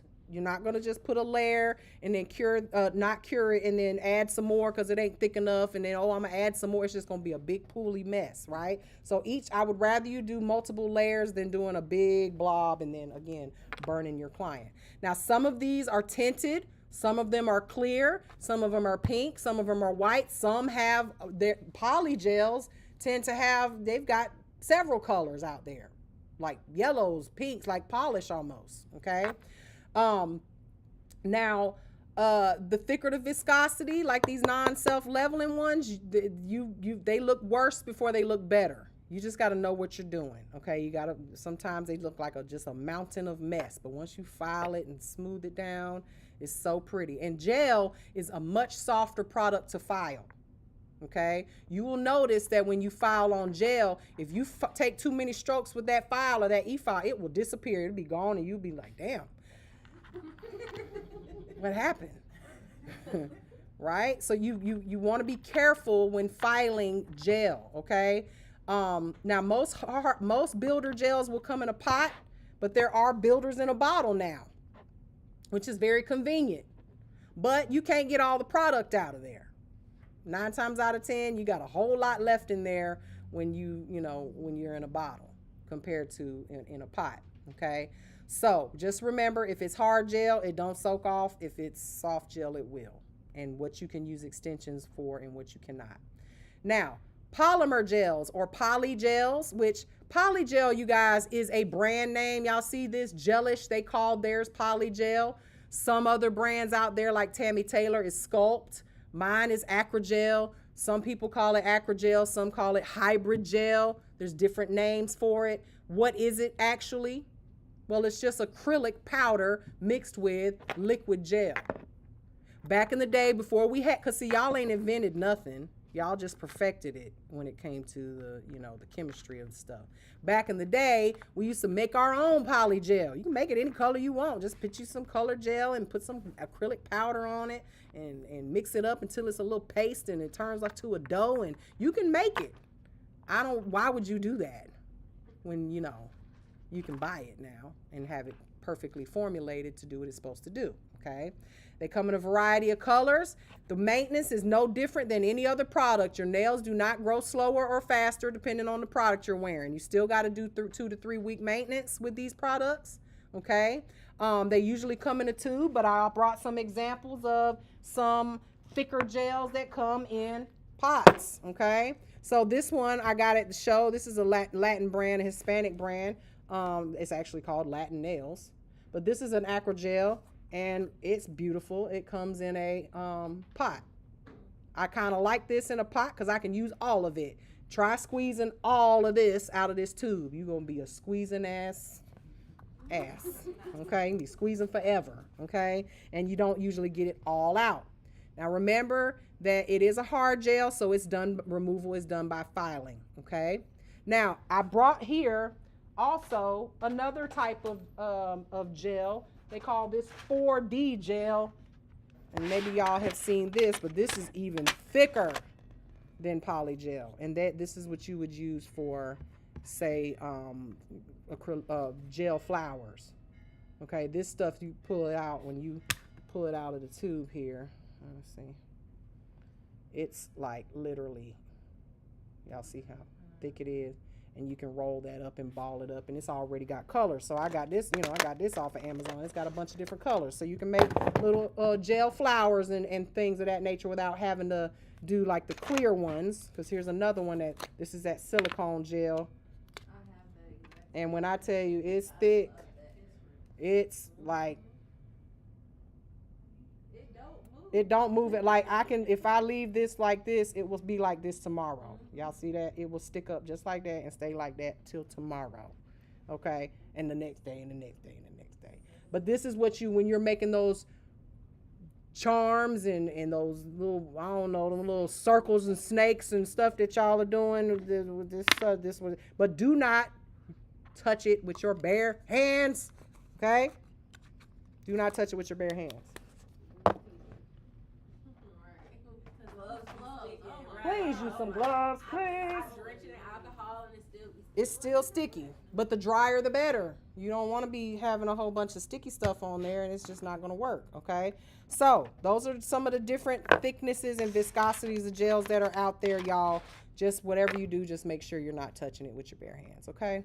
All right, so pigmented gels. Now, when I talk about pigmented gels, I'm not talking about necessarily gel polish like what's on the screen there. We're talking about those gels that you do nail art with. Y'all know what I'm talking about? Like the really, really thick. Okay, so this is Vetro gel. Let me show y'all. So this is Vetro. This is that Japanese gel I told you about. So that'll cure in like 5 seconds. This is not a polish. If you were to polish this on a nail, it would be uncured. It would bubble. It would do all this stuff. But it's thick enough and pigmented enough for you to do art with. And it doesn't. If you ever tried to do nail art with regular polish, it's watery. It spreads. It moves. It does all this stuff. Pigmented gels, when we're talking about that, is more like art gels. Gels that are thick enough that where you lay it, it stays where you lay it. But it's still kind of a polish, if that makes sense. You just wouldn't want to polish. I've tried to polish a nail with pigmented art gels, and it's just too thick, and it ends up peeling off. Where do you get that from? What, this, the 4D gel? No, the art.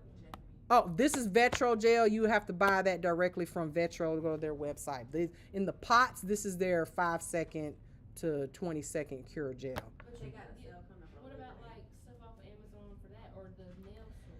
I'm not a fan of too much of what they sell on Amazon, like when it comes to the quality product that I want to use. Like if it's something that has to do with my polish application or my art, I'm not too fond of Amazon stuff. Okay. So where else would you get it besides? So I haven't taken y'all to Atlanta yet what is it called? Lord, me and Shayla went 2 weeks ago.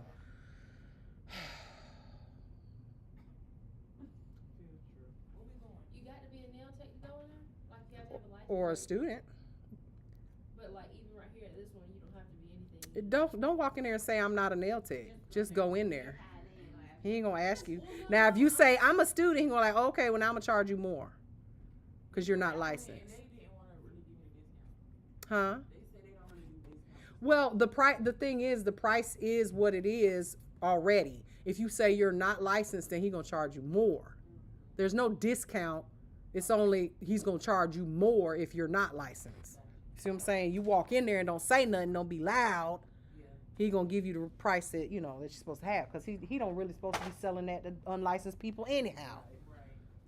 Don't have nerve to charge somebody more because they ain't licensed. Shouldn't be selling it to them. But I digress. So where is the store? It's called. Why am I not? Why can't I?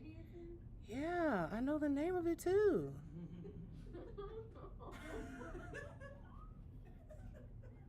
Trans Nail Design. They just moved into a huge building, and it's huge, y'all. When I tell you, it looks like Sam's in there. They have a website, so you can buy it off their website, and they'll ship everything to you. I spent about $800 there the other day. Just on rhinestones. Oh, I gotta have rhinestone. I got every color they make. Trans nail design. TDI. If you go on their website, be prepared to need something for your anxiety, like a pill or something, or drink, because you got to know what they have. Their warehouse is where they ship from. They just allow you to go in there and buy. Like, it is a warehouse. It's a warehouse. Like, they ship all over the world. And baby, they got everything. Everything. They have the size of this school right here is just their sticker section. Stickers. Y'all see these stickers on my finger? Y'all talking about, who said it? I want to do a class on how to do letters. I said, girl, if you don't go buy you some damn stickers and stick them things on there. Oh yeah, the categories are stupid. Yeah, that's why I'm under the category. Yeah. Why do you think her name used to be House of Bling? Exactly. My nail salon was called House of Bling. If y'all ain't ever looked at my work, just know that it's nothing but stones. That's why my nail sets were like $200-$300, because people who wanted stone work on their nails came to me. Okay, so I got to have the stones. Okay. And now I just collect them, apparently, because I don't even do nails like that to be having that much stuff. It's embarrassing. But anyway. So, soak off gel polishes, they come in an array of colors. You guys know this. You can choose an entire line if you want to. Me, I pick what I like, I use what I like, and I buy what I want. I'm not buying no entire line of polish just because I want my, that's the thing. Every charlotte, good for you, bitch. You got money, honey. I don't want all them colors. I want what I want, And I've been seeing that, and it kind of made me feel like, dang. Don't let it make you feel like nothing. Because at the end of the day, your polishes, you know where they're supposed to be? In the drawer, can't nobody see them. That's where they should be, so no light gets to them, and so they don't dry out, so your clients ain't over there doing this, because this is what the clients be messing up the polish. They like, now it's a whole color right here that you can see, and you should have every one of your polishes swatched so they never touch your polishes, ever. But when they're on the wall, you know what they do? Ooh, I like this color right here. Let me open it and play with it. Oh, I got it all over the rim. Oh, I just got it all, and I spilt it on the floor. Now your polish that you spent all that money on is destroyed. I don't care about, I'm not a brand whore when it comes to anything, okay?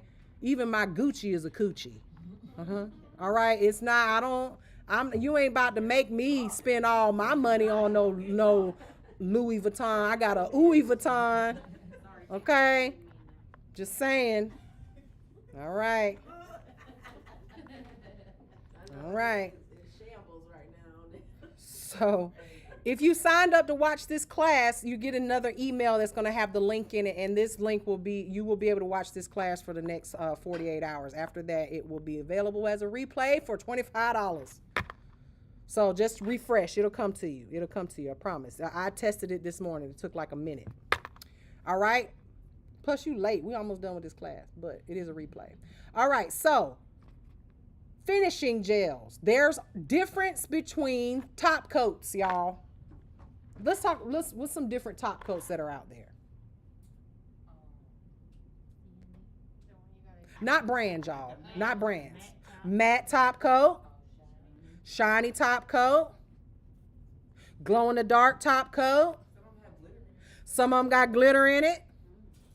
Some of them are non-wipe. Some of them you have to wipe the tacky layer. Okay? Because we didn't even talk about the tacky layer. What is that sticky shit that's on the gel when you put it in the light and then you take it out and you're like, why is it sticky like that? And some of y'all don't even know what to do. You be like, I don't know what to do. It's sticky. You're supposed to clean it off. Well, that's if you're using the top coat, right?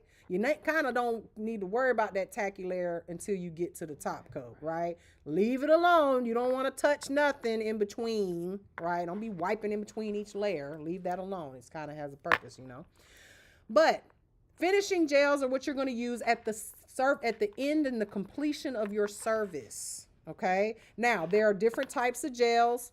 Most of them are going to create a high shine. Those are our typical top coats. Most of us want our nails to be shiny. But now you've got your matte top coats and people want that matte look. Here's the thing though. Matte top coat offers no protection from staining.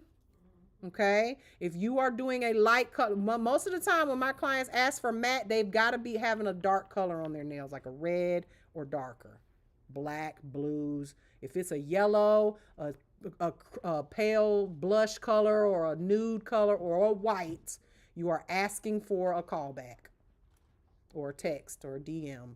Mary, my white polish is looking a little dirty. Yep, because you wanted matte, and matte is going to absorb everything. Okay, so there's no protection with matte. Now, here's the thing. There's a way you can make your nails matte without using matte top coat and the nails still protected. What can you do? Push come to shove, you better buff that shit with a 240 grit. Remove the shine. Now I said 240. That means a really fine buffer. Okay, so you don't put any scratches in it. And that way, and very lightly, don't go through the top coat. You may want to double top coat it if you're going to do that. But you can matte. There are other ways. You do not have to have everything all the time, but make sure you got plenty of glitter. Okay, spend your money on glitter. Just saying. Pigments and glitter. Just FYI. Now, there's two types of finishing gels. You're going to be having your non-wipe and your wipe. So that non-wipe, why would you want a wipe top coat? One that you have to wipe. That's just an extra step. Not only that, but you've got to wipe it away. So when you're wiping it away, what are you wiping away? This tacky layer, right? What is that tacky layer? What is it called? Technically. We call it tacky or sticky. What is it actually called? Well, it is uncured stuff there, but what is it, the technical term? Inhibition layer. The inhibition layer requires cleaning with acetone or alcohol, whatever you got, cleanser, whatever you got on hand. Now, let me just tell y'all real quick about cleanser. Because what is cleanser? Because these big brands, again, support the people that support you. I'm not going to try to fool y'all into buying a bottle of acetone mixed with alcohol. But these big brands out here, and I don't want to say their name because I want them to buy and support my next class by sending me some free stuff. But Young Nails has Swipe. Oh, yeah. I don't talk behind people's back. I can't do it. That blue stuff, it's $12 a bottle. You know what it is? Alcohol with a splash of acetone and some blue dye. Okay, promise you can make it yourself. So here's the recipe: 3 parts alcohol, 1 part acetone. What do I mean by parts? Well, if you want to make a big jug of it, then you put a gallon, 3 gallons of alcohol and 1 gallon of acetone. Mix it all together, put a splash of blue food coloring in it, and bottle it up and sell it for $12 a bottle. Or it could be pink, or it could be purple, whatever color you want. Just don't make it brown, okay? So, now you got dirty water. Now, if you want to make a small batch, then you just, 3 of these of alcohol, 1 of these of acetone, and a drop of color. Leave the color out. Put it in a spray bottle and spray it on your clients. That's what I do to cleanse any dust, anything. Okay? And I like the acetone on there because it's going to give you that, acetone really dries stuff out, right? So I like to put that little splash of acetone in there to help it make sure it's super dry. Okay? Do you 99% alcohol, y'all. This 70% alcohol has, what's the other 30%? Water. Okay, so go to the professional nail supply and get you the 99% alcohol, not 70. 70% alcohol is for estheticians that clean stuff off people's faces because add a little water. We don't want water nowhere near our nails, okay, when we're doing nails. Now, what is that inhibition layer? Because remember I told you gel has a lot of stuff in it and a lot of different chemicals in it and things in it to help it cure. Well, at the end of the day, once it does cure, those things that are in it that don't necessarily do anything, have any purpose anymore, raise to the top, and it's basically uncured gel, okay? and or leftover solvents, things that are inside the product that creates that tacky surface left on the nail after it's cured.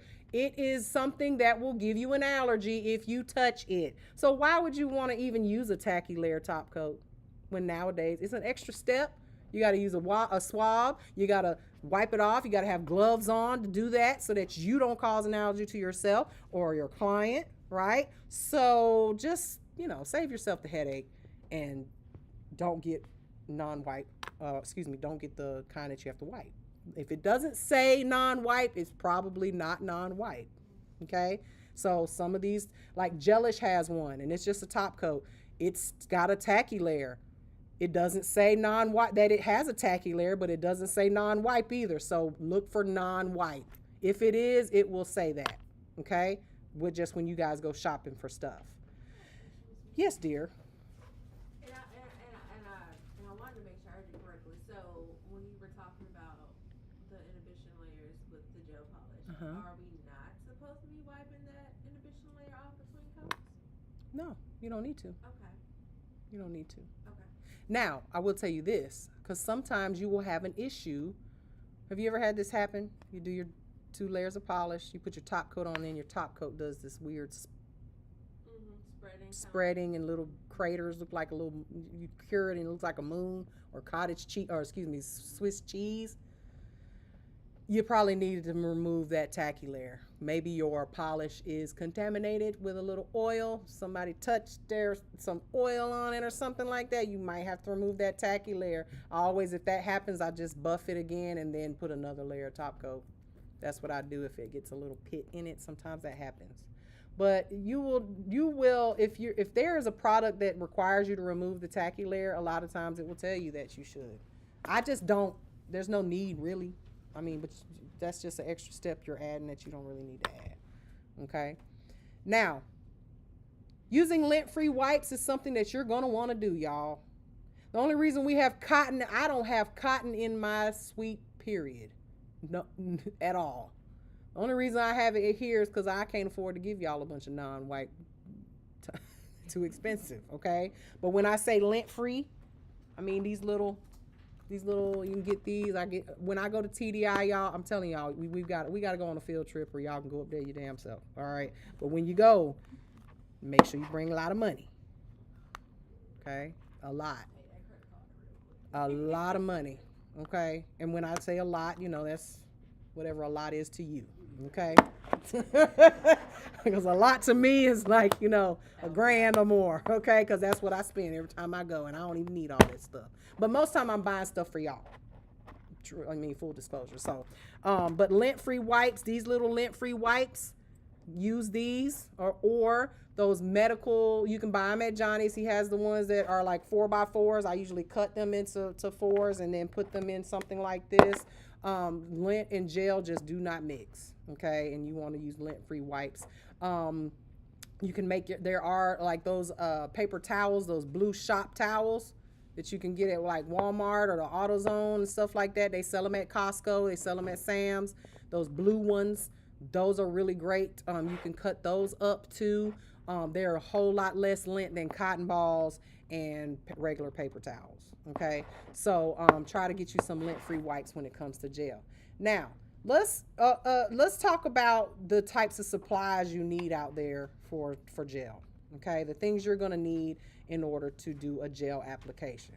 All right, so number 1, gotta have a lamp. Need to have a lamp. The most powerful lamp that you can afford, and whichever one works best for your particular product you're using, all right? You're also going to need some type of application brush. Today, you guys are going to get this one, okay? When you're using gel, it is advisable to use a gel brush that is made out of synthetic bristles, okay? Natural hair bristles, meaning animal hair, sable, Kolinsky, all that stuff. It's not as stiff as it should be. It's more like hair. It bends. It's not as flexible. If you're trying to build a nail with a very flexible brush, it can be a little bit sticky. You can do it. There are brands that have brushes that have natural hair fibers. I don't prefer it. It's not advisable, okay? Use one that has a synthetic bristles, okay? You're also going to need your bonding gel or base gel if the product calls for it. I always say prep is key. Do the same prep that you do with any other product. It does not change, okay? Meaning you're going to push back the cuticles. You're going to dehydrate. If the product calls for primer or not, you're going to prime it. I always prime no matter what. What is it going to hurt? Okay? At the end of the day, if it says the line, if you one of those bougie nail techs that buys the entire line when you know you already got all dehydrated primer already, you know, go ahead, use theirs when you're using their line, and then use the other stuff when using other stuff. But just follow the instructions, okay? You're going to need your building gel, and then obviously your top coat. If you're going to be using a gel polish, you will need that as well, okay? You absolutely can use gel with tips and forms. Okay? Just remember, if you're going to be using forms, and you're using a colored gel or a very thick viscosity gel, we talked about this in the sculpting class. What type of forms should you be using? Transparent forms. It would make it so much easier. You will see, because some of y'all are the type that needs to burn your hand on the stove before you know it's hot. I was that way. I'm like, I can do it without that. And then you do a full set of nails on somebody, you take the forms off, it's all cured on top, looks all pretty, you take the forms off, and it's like gum under there. Because the light couldn't get through to the bottom. Because you got those forms on that are opaque. So, again, if you're going to be doing forms, it's advisable. Or if you're using clear polygel or a clear gel, don't matter, does it? The light can see right through it. But if it's a colored thick polygel, even with tips, okay, I would just be careful, all right? So you're going to need also a cleanser to remove those tacky layers, abrasive files. Now, what type of files should you be using with gel? Because I told you guys that gel is easy to file. Very, very easy to file right through it. 240 would be great for buffing it, because a 180 is what you should really use for filing it. Because if you use anything harder than that, 100 grit, you might file right through that thing, okay? And you'll be like, damn, all my gel gone. File right down to the natural nail, okay? So be careful when it comes to e-filing it as well. Because the e-file, you'll file it all the way off and it'll be gone, okay? Lint-free cleansing wipes is something that is definitely advisable, like we just talked about, okay? So these are just some of the things that you'll need. Now, how do we store it? How do we remove it, okay? So storing your gels, keep them in like I just said, a lot of these nail techs, they buy these entire lines, they got them lined up. That's cute. I love it. But you crazy as hell if you think I'm about to have my gel out there for everybody to just be messing with. And even those gels sitting over there, they're not in direct sunlight. When the sun comes up and down because of the direction of our building, the sun never hits that wall, right?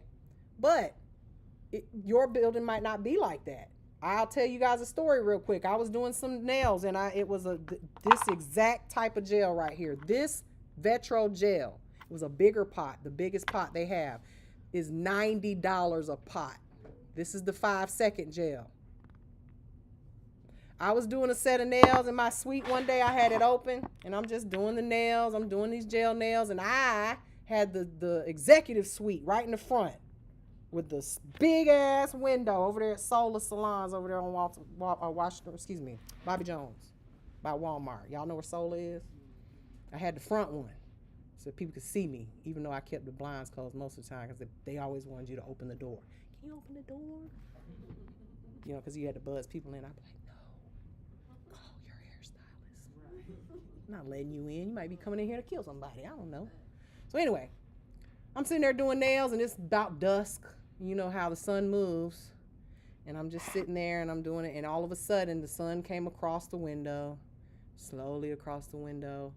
And then I go and take my brush, and I go, doom.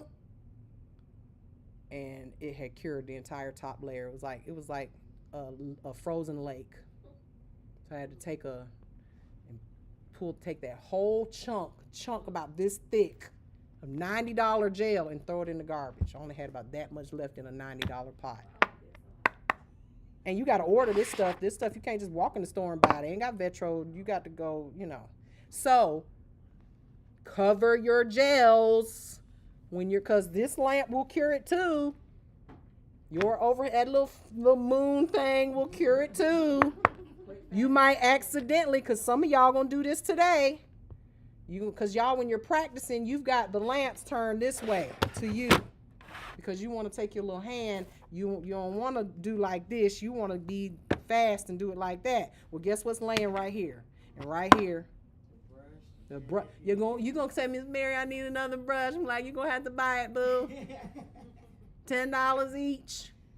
Okay, it's not. I told y'all I spent a lot of money on y'all. So when you're practicing today, turn your light this way. It's all right for you to take your hand and do like that and have your products off to the side so that way you don't cure them, okay? So we want to be sure that we shield our gels from light and heat, all light. I don't care what kind of light it is. All these lights are made of LED nowadays. Cover your brush. When you're filing, cover your product so that you don't, when you get to the filing phase, you don't need the product anymore. Close it up and put it away. Because dust get in there, you be fighting that dust all day long when next time you use the actual product. Now, make sure that your gel container is all the way closed. Sometimes you guys close it a little bit or put the top on it, and then next thing you know, you pick it up and oop, it goes everywhere. We've got spots all over the floor to prove it, okay, from students doing that. Now, remember when we are applying gel, you see what she's doing right here? That, when we're using gel, it's not like acrylic. I want you guys to understand gel, although they are all acrylates, the application is completely different, okay? When we're using acrylic, we're picking up the beads, we're giving it a chance to polymerize a little bit, lay it on the nail, and while it's still in that phase where it can be moved, we're using our brush to kind of pat it, shape it, slide it down, move it. We're brushing the product to smooth it out. With gel, your brush, you can do gel nails with a stick, an orange wood stick. You can do it with a Q-tip swab. You can do it with anything because we're not using the brush like a brush. It is it's guiding our product, and you'll see what I mean. You'll notice when she applies this product, she kind of just put a bead there, and then the product will eventually spread. And the reason she put it in the middle is because she's trying to build a what? Your structure, that apex, right? So you want to avoid applying too much product. The thicker you apply it, the more chance of a heat spike. And also remember that gel is temperature sensitive. So you might pick it up out of the pot and it's thicker. Then when you put it on the client, their fingernail bed is really, really warm, and it will start to run like molasses or syrup, and it'll get real thin in consistency. So the warmth of the room is important. Y'all don't go out here heating up your gel, Lord Jesus, please don't do that. Don't put it in the microwave. Don't put it in a hot pot or whatever, okay? So again, try to prevent it from running on the skin. Now, one thing I want you guys to know about gel, this is important. Gel goes where gel is. Does that make sense? No? I'm gonna tell you. I'm gonna help you understand. Deasia grocery shopping over there. Deasia. That's why I said Deasia. The girl at the restaurant, last name was Deasia. Deidra. Yeah, you ran out of hot onions, so I'm left with One more left. She got the last one. Y'all like them hot Cheetos. Okay. So gel goes where gel is. All right. So have you guys ever heard of a slip layer? What the heck is that? What does that mean? What does that even mean? It's like the base layer guide the gel when you're going with your second coat for the bead. Y'all heard that? You know what she's talking about? Okay, let me explain. So, if I take, okay, do y'all remember the movie Jurassic Park, or is that too old? It's too old? I'm talking about the first one. Did you? Because the new one's coming out or just came out or something, didn't it? So, there was a scene in that movie where fine ass, what's his name? Oh, he played the Fly. I can't remember his name. It's just Jeff Goldblum? Jeff something Goldblum. Okay, I think he's fine. Anyway, he was fine back in the day. There was a scene where he took the girl's hand, and he took a drop of water on her hand, and it ran this way, right? And I don't remember the context of why, I just remember this scene because it will help you understand what I'm saying. So then he said, if I take another drop and drop it, even if I turn your hand slightly, where do you think the water is going to go? If I drop it in the same spot. The water drop wants to follow the same path as the first because water attracts water. Water goes where the water is, if that makes sense. And then you remember, then the dinosaurs started coming in and the water puddles started shaking. Y'all remember that? Oh, God. You got to go watch it, you youngins, okay? You got to go watch it or you are not a true Jurassic Park fan. Decline. Stay out of here, all right? So, y'all, you see what I'm getting at? So, wherever you place your first layer of gel, be it your base coat, right? Your slip layer, whatever, your gel is going to want, the next layer is going to want to follow wherever you laid that first layer of gel. Because gel goes where gel is, just like water wants to find water. It wants to attract, it's attracted to itself. So this is why in the beginning, I was very, very, very, very, I wanted you guys to practice polishing. And you're probably like, why? Who gives a damn about polishing? You can clean it up with gel and all that stuff. You got to learn how to polish because everything leads to that. At the end of the day, when you are applying gel, if you can't polish, then your gel application is going to suck. You're going to have gel all over the skin. You're going to have it all over the cuticle. So the best thing for you to do is get really good at staying in the lines, meaning the nail plate. Stay on the nail plate. If you get it on the skin, get it off before you go in the light because once it's in the light, it's too late. You can't undo it. There's no undo button, okay? So when you get ready to put your next layer on, if you got it on the skin, no matter what you do, if you try not to get it on the skin this time, guess what it's going to do? Flow right over there to the skin. Now you got 2 layers of skin polish.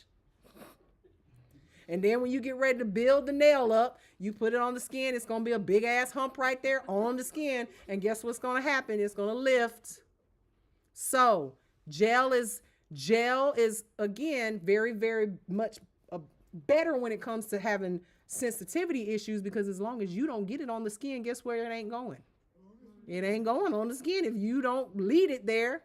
Okay. So when you apply a slip layer, you polish on a layer of wet gel. I'm going to show this to you guys. You polish on a layer of wet gel. You don't cure it. Don't cure it because if you cure it, then it's not wet anymore, right?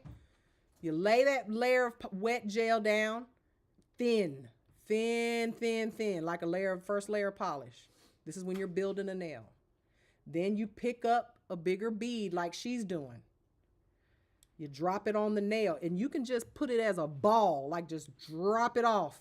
If you ever have time, and then again, this is your time to practice this. If you just leave your finger like that and give it a minute or less, it will spread out all on its own and level out to all the places that you put that slip layer perfectly, without a lump, without a bump, without a hump, without you having to file it or anything. But if you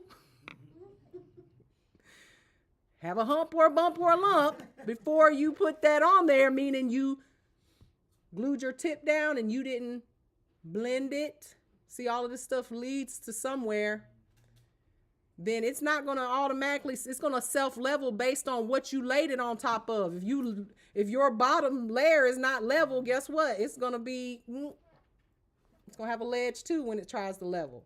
So all of that is important, okay? So what she's doing is she is floating the bead. So when we apply the gel, we pick up a bead. Now, and none of y'all have time for that. We're not going to just sit there and look at it and say, client, just be still, don't move, and just wait for it to get flat. We're going to take our brush, and again, we're not brushing. This is not what the brush is for. I could cut this off right now. We could turn it backward, pick up a bead, lay it on the nail, and then we're just going to guide it where we want it to go. Kind of pull it, tug it, swoop it around, swoop it, move it. because nobody has time to sit there and wait. And if you do that, it will self-level if it's self-leveling gel, and it will be a perfect nail that you barely got to file. Okay? Gel is much more forgiving, okay? Because you don't have to put it in the light. If you mess up, wipe it off. Try it again. Remove it. Use the brush to swipe it off and do it again, okay?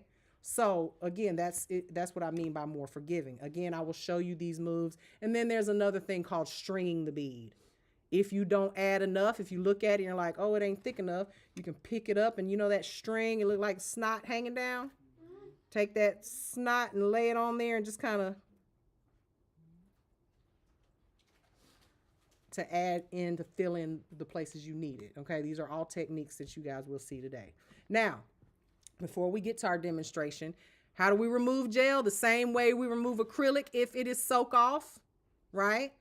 We're gonna put us a little pad of cotton ball with acetone on it, or have it in one of our little soak off bowls with the little. These are much better than a big bowl of acetone, y'all. You do not want to be wasting acetone like that. Put you some in these little finger holes and then soak it like that. But make sure you remove that top coat, right? You want to remove that, or you'll be sitting there all day. Okay. Or if it's hard gel, you gotta file it. But remember, it's easy to file, so it shouldn't take you that long.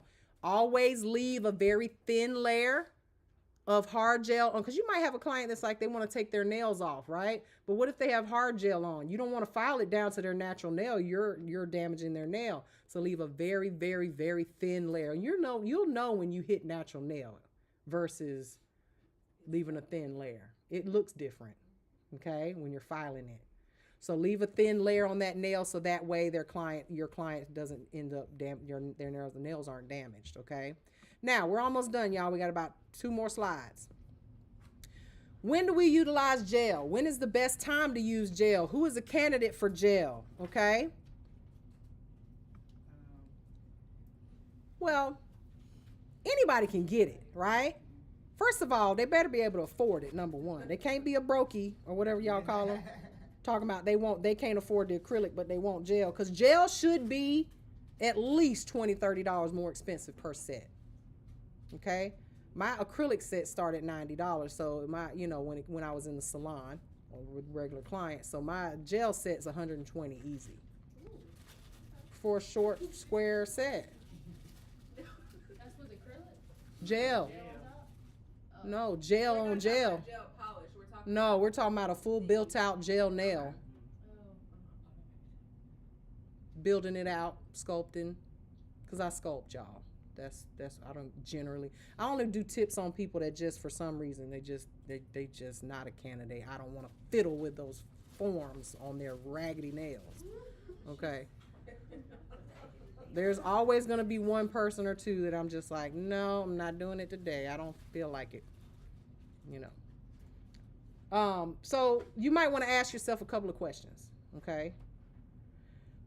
First of all, number one, recommend a service that you're good at. Don't you go recommending gel and you over here ain't never used it before. Or when you did it the last time, they looked like, ugh, and you're like, oh, I think you should try gel. Practice on yourself, honey. Don't practice on your clients like that, okay? But make sure you recommend something you're good at. All right. Now, first of all, when you're considering hard gel, there's a couple of things you want to ask yourself and clarify this with the client. Okay. Do you plan on wearing these extensions for a long time? Or is it going to be for a special event? Because you got to remember these hard gels got to be filed off. And these clients, if it's a short term, if they're saying, oh, I just want it I got a wedding I'm doing this weekend, they're going to go home and try to take those nails off. Because they don't want to pay. It's just a one-time thing. They don't want to pay you to remove them. They're not going to take the time to do that. They're going to try to peel them off. No nail for you, honey. They're going to take off a lot of layers, or they may end up actually hurting themselves trying to take off a fresh set of gel, hard gel, okay? So you may want to recommend something else, like what? Gel polish. What if they want extensions? What kind of soft?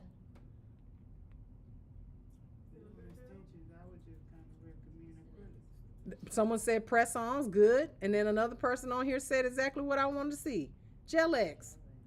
Okay? So here's an idea for you guys. And I highly recommend this. This is something, because especially if you got those cheap El Cheapos that don't want to pay for soak-offs and stuff like that. Start making soak-off kits and selling them to your client. Meaning, if it's a one-time event and you do a Gel-X set and they're like, you don't, because you don't want them, just express to them the importance of them not peeling off their nails, okay? Or they're a Gel-X client that loves their Gel-X, but soaking them off takes a little extra time. And you know that they probably are going to want to pop them off and say, look, I'll give you a discount. I'll sell you a soak-off kit. Give them a little bottle of acetone like this. Give them sell them this. Use all the little bowl. Where'd it go? I don't know where it went. The little black bowl. Y'all know what I'm talking about. The little black bowl. Sell it to them one time, because they'll and you can refill this for them or whatever. Give them a little file. Give them one of these. Little remover thing. Tell them you can soak it off yourself at home. That way when you come here, I don't have to charge you to soak them off, and that way I can just put your tips on. You can be out of here in 30 minutes. Yeah, and then they understand, oh, I see why you charge $10 for a soak off. It ain't that easy. Oh, then they use all their acetone and like, oh, I can refill it for you for $5 extra. Meanwhile, you only charge $10 for a soak off. And then they get home and they realize, look, let me tell you what happens. They do the soak off on their table at home, their wood table, their nice little table that they eat their Thanksgiving dinners on at home. And then they get acetone on it and they got a big melted spot right there. And they're like, I ain't never doing that again. I done messed up my $1,500 table in my dining room, melted my this or that. Then they understand. But, you got the ones that are DIY. Go ahead and sell it to them for about $20 and then let them come in there and see how they change their mind real quick. And remember why you a professional. Okay? But in that case, I would absolutely do like a Gel-X set on them, something that's easy to remove. Something that they can, take off at home if they do have some acetone. Or hell, you might not never see them again. It's a one-time client. Right? Or a special occasion client. You might want to ask them what length do they want. Because if you're doing a natural nail overlay, you don't want to do a hard gel on them. Because it's on their natural nails. You need that flexibility, right? You need something that's a soft gel and an overlay on their natural nails so that their nails don't just crack and break. Okay? So that's another thing you'll want to ask. You also are going to want to, if you know the client, if they've got problems with lifting, here's a little tip for you guys. And I've been seeing it all over the internet, but like I tell you guys all the time, y'all ain't invented nothing. Y'all just perfected it or maybe, came up with a better way to do it. But if you've got a client, let's just say you are an acrylic tech and you don't do gel at all, but you have a client that has lifting, a lot of lifting. And I told you gel is superior when it comes to that. Use a base gel on their nails before you apply the acrylic. JoJo's like, what? So let me ask you this, because somebody's going to say it on here. They're going to say, you can't apply gel underneath acrylic? Well, bitch, if you can't apply gel under acrylic, how come you can apply gel on top of acrylic? If I can put gel on top of acrylic, why can't I put acrylic on top of gel? Mind blown. Does that make sense? So you can either leave the tacky layer or not. It don't matter. So what I'll normally do is if I'm doing a sculpted set, I'll do my prep and everything, apply a rubber base, then put my forms on, and then apply my acrylic right on top of it. That client ain't gonna have no lifting because that gel base is under there, okay? Another thing that you new nail techs that keep tearing up your nails because you're snatching your nails off and redoing them and doing them again and doing them again, lay you a layer of hard gel down on your nails, like a manicure, hard gel, etch it and file it, and then put nails on top of it. And then when you soak your nails off, guess what's not going to soak off? The hard gel, and your nails are protected. and you can be playing around and messing around all you want to, and your nails are not messed up. And you can just soak off the acrylic. It's going to go away, but the hard gel's still going to be there. Right? So again, some people would say, oh, well, why can't we mix the products? Are they not all acrylates? Are gels not a pre-polymer that's stuck in the middle phase of being an acrylic and an actual polymer, a liquid monomer and a polymer? Right in the middle? They are all chemically an acrylate. So they all work together. This is why we can put gel polish on top of acrylic. Someone tried to say, well, you can't put gel underneath acrylic. Well, why can't I put acrylic underneath gel? Okay, just saying. Try it. Try it. Try it. Okay, just try it. Now, if your client has lifting, try that. Or if your client has lifting, just try gel in general on their nails, like a gel set. Okay, makes sense? All right, so when will the polish be removed? Like if they're going to be wearing a manicure, when are you going to remove the polish? How are you going to remove the polish? Just make sure you let them know that picking their polish is unacceptable. Don't pick your polish, okay? If it peels off, that's one thing, but try your best not to pick the polish. That's going to take off several layers of your nail. All right.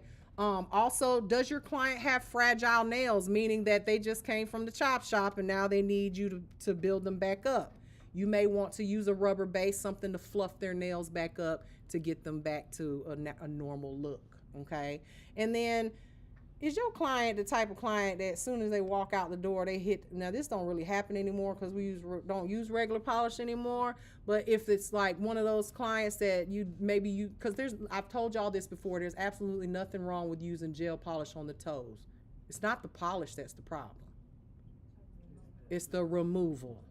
You guys are allowing these people to file off polish off your toenails till you ain't got no toenails left. Okay, so I don't, under most circumstances, apply gel to people's toes because they peel it, they pick it, they do all that stuff too on their toes. I tend to do it to myself, which is bad.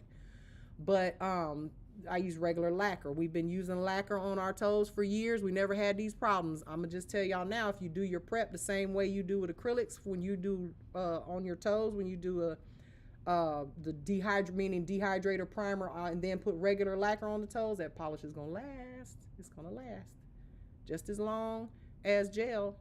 Okay, I've had gel polish on my toes a whole summer. Looked like I'd had a French tip by the time the summer was over with. Clipped my toenails, I had an orange French tip.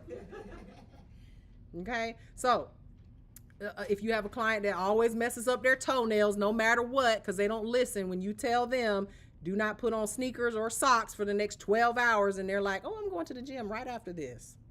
Gel polish, obviously, to use gel. Okay, so that is the entire chapter. So you guys should have a healthy understanding of the chemistry. You guys should understand the difference between UV and LED now, right? Everybody do? No? We need to go over it again? Hope not. Different types of gels we have, hard and soft, soak off, non-soak off, how to apply it, how to remove it, and the supplies you need to do it. Now, let's do a quick demonstration. Anybody want to be my volunteer? Okay, come on up here, girl. I don't care. We're going to fix them.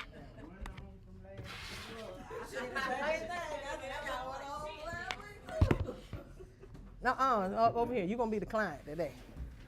There you go. Come on over. Come on over. Come on over.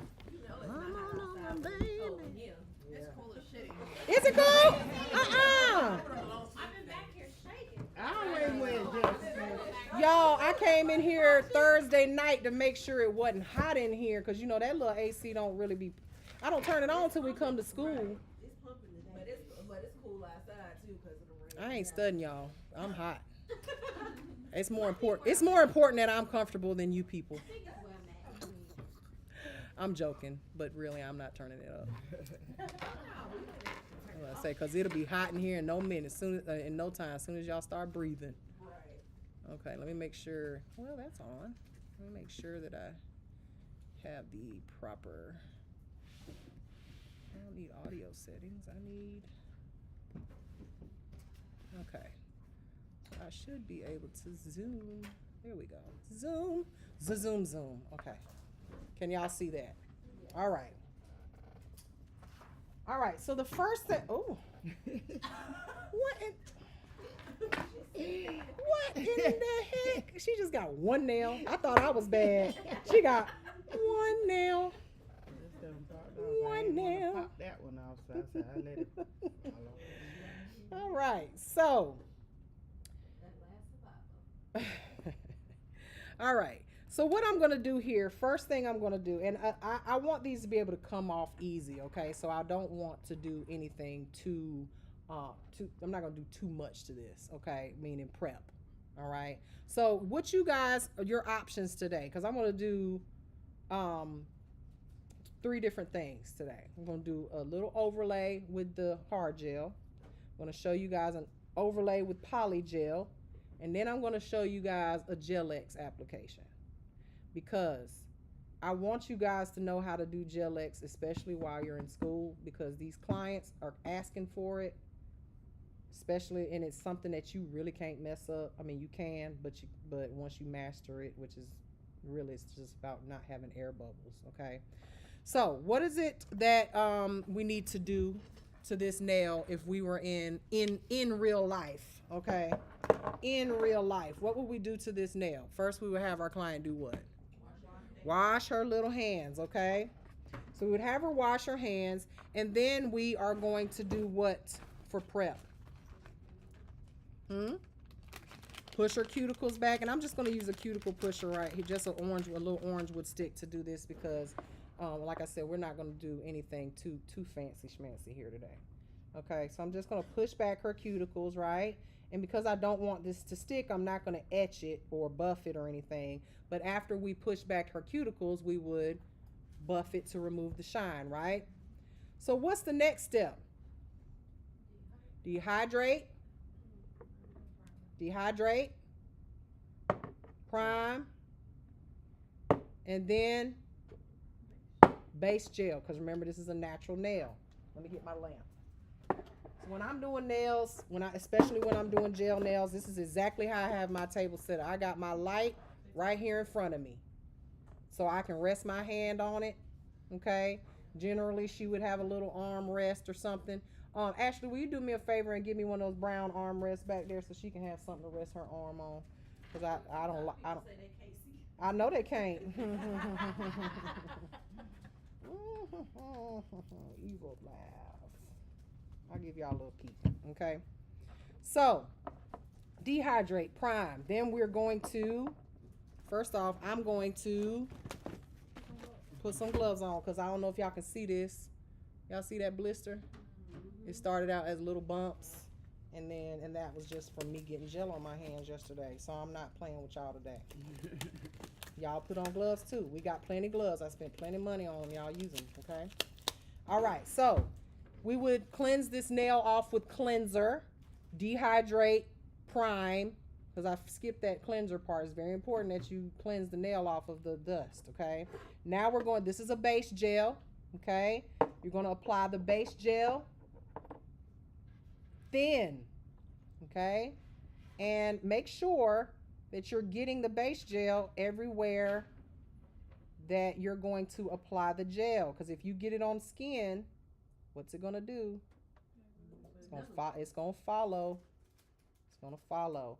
So be very careful where you go and where you don't go, okay? And if I was doing all of her nails, I would go pinky to pointer, and I would do her thumbs last. I didn't show you guys, and I'm gonna demonstrate what I meant by doing the thumbs last. Even though you guys might not have this lamp. So I always, even though I have this lamp, I always do the thumbs last, because I'm old school and I don't want them calling me. Okay, so we're going to put that in there for how long? 30 seconds. Okay, so she's going in for 30 seconds. Now, once I did from pinky, I'm just, this is just me, because like I said, I'm old school. Pinky to ring finger, right? On the client's, which hand is this? Sorry, this is your left, right? My right. Hold on. My right. This is your right. Yeah. So on the client, because I'm right-handed, look at this. pinky, ring. What's her fingers doing? Resting in your arm. Right. On my hand. Yep. Middle, pointer. Save the thumb for last. See how her fingers are resting on top of me right here? Now, take this hand out. Now, if I do pinky, ring, middle, pointer, what's happening to these fingers? They dropping. The polish is going like this. It's doing what gravity wants. So, I am right-handed. How many lefties we got in here? You do it the opposite, okay? Mm-hmm. But you'll know what I mean. You want the fingers to be resting on top of your hand, okay? So, pinky to ring, and then pointer, middle. See, it's resting here. That's what you want. And then pinky, and then in the light, okay? Now, I would do all of these fingers first, all the way to the top coat if I'm doing a manicure. Because this would be the same steps for a manicure. What would I do next? Put the top, the polish color here. I would put 2 coats of polish, and then the top coat. And I would do it in that order. And then I would do the thumbs. And the way I would do the thumbs would depend on my table situation, okay? If I was doing the thumbs and I had, let's just say this was in the way. I have a reflective bottom. What can I do with the thumbs?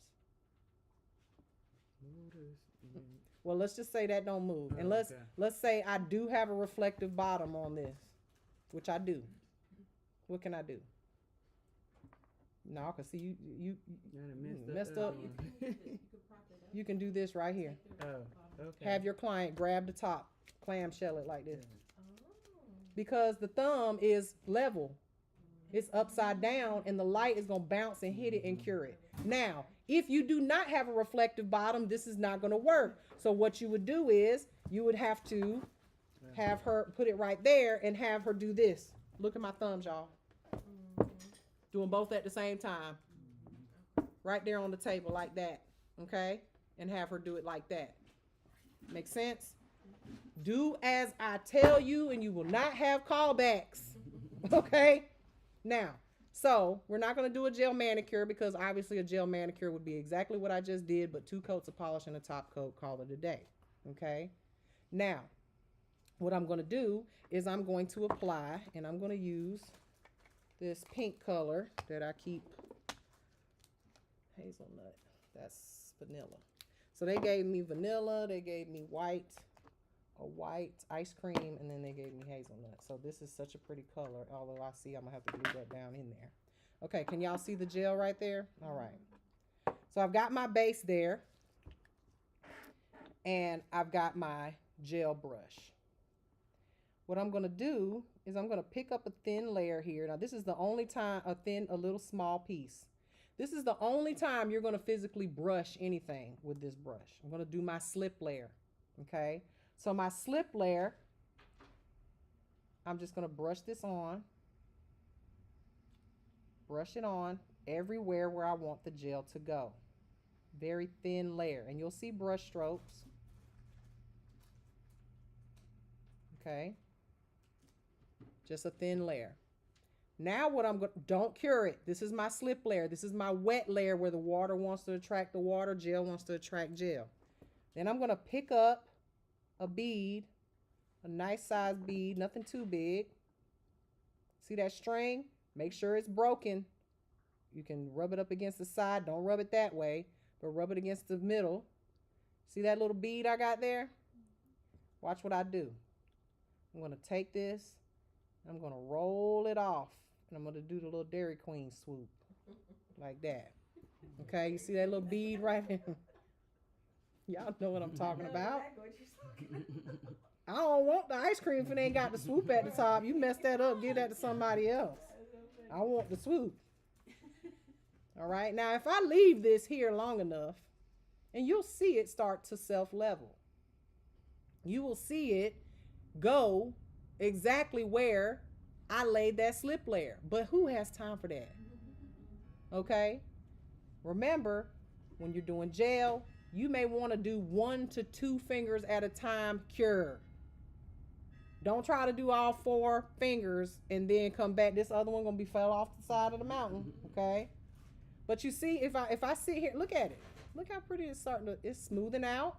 It's leveling on its own. But again, I do not have time for that. Time is money. So what am I gonna do?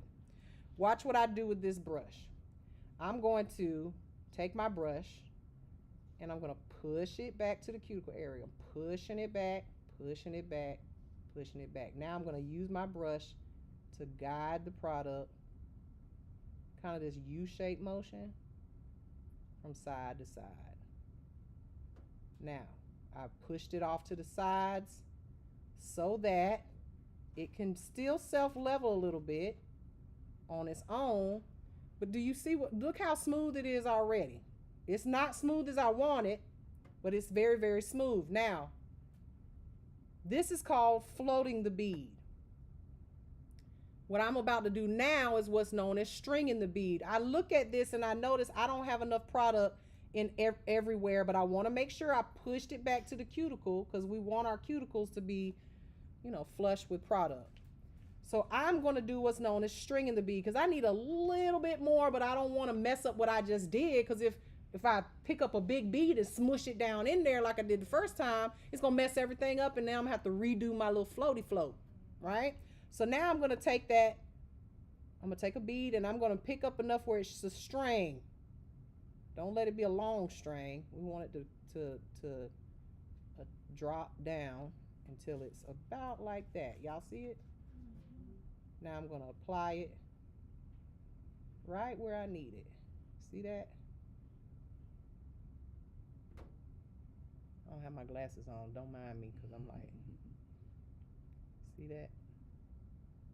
I'm adding it everywhere that I need it. And if it ever breaks, just make contact with the gel again and add it where you need it, and it will level itself out. If you want to make an apex, you can take it and bring it down the middle like that. Break your string. Now watch what it does. It will level on its own. Now it literally just did it. Okay? So the product is going to go wherever I applied the gel, the slip layer. Now you'll see a lot of nail techs take like a little tiny detail brush, and I do this too. I don't have my glasses on, so it wouldn't make no difference because I can't see a damn thing. I don't know what I was thinking. I don't do nails without glasses on. Jojo, let me hold your glasses. No, I'm just kidding. I don't know if I can see, girl. Maybe. All right.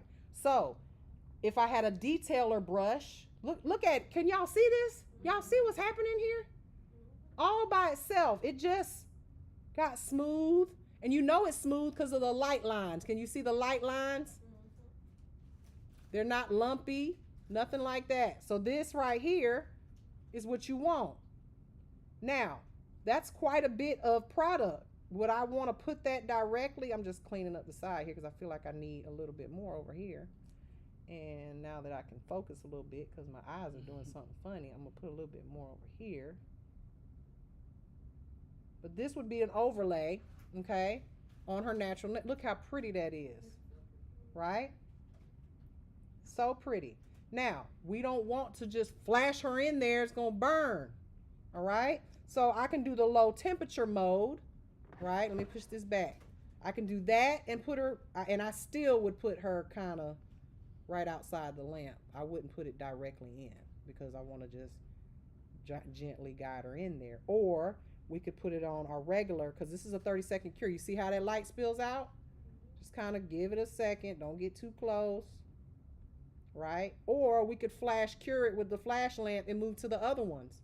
And then when we were done with all of them, put them all in at one time on a low temperature mode. Okay, but we're going to put her on low temperature mode and put her in there. Hopefully you don't feel no heat spike. Okay. Then once that is cured, we feel like we've got enough on there. Now, what if you cure it and you look at it and you're like, oh, it ain't thick enough. You can add some more. Don't remove the tacky layer. brush on a layer of a slip layer, because you're still gonna need that. If you remove the tacky layer, then you're gonna have to etch it to make it stick, or it's gonna peel. Because slick to slick does not stick, but sticky to sticky, it'll work. I gotta come up with something like sticky to sticky. Sticky to sticky, it makes me licky. I don't know. Something like that. Okay, I'm just saying. Sticky to sticky's okay. Slick to slick does not stick. So if you wipe away that tacky layer, you're gonna have to etch it to make it stick. And then you still gotta put that slip layer down to add more to it. Make sense? Okay. So now she's been in there after 60 seconds. She will have been in there 30 seconds. This goes all the way up to 99 seconds with the low temperature mode. So you can take that out. All right. So now what I would do, oh, excuse me. I'm gonna use, oh no, I got my linty-free wipes. I'm sorry. Take a lint-free wipe here, and we would remove the tacky layer with a cleanser, alcohol, acetone, because I want y'all to see this. You see that tacky layer? We don't want that. You don't. And I see a lot of nail techs that they just file it off. Well, what's happening to that tacky layer? It's getting all stuck in your bit and all that. Just wipe it away. Now, when you wipe it, don't do this. What happened? What happened? Hold on. Hold on, honey. Oh, I know my phone ain't dead. See, this phone does this to me every time.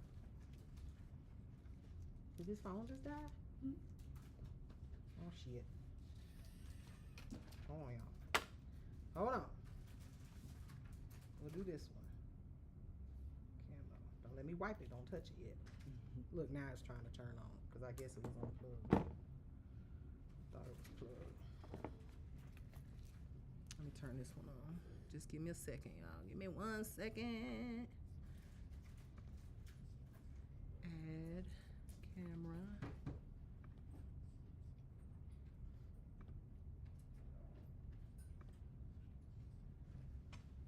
Oh, she back on now. I don't know what happened. Hold on.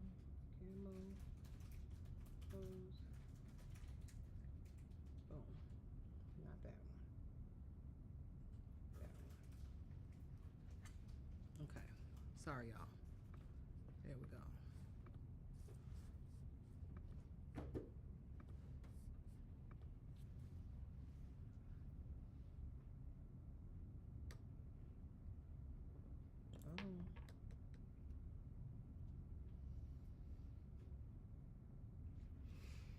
I'm about tired of this thing dying on me. Let's do it this way. Let me do it this way.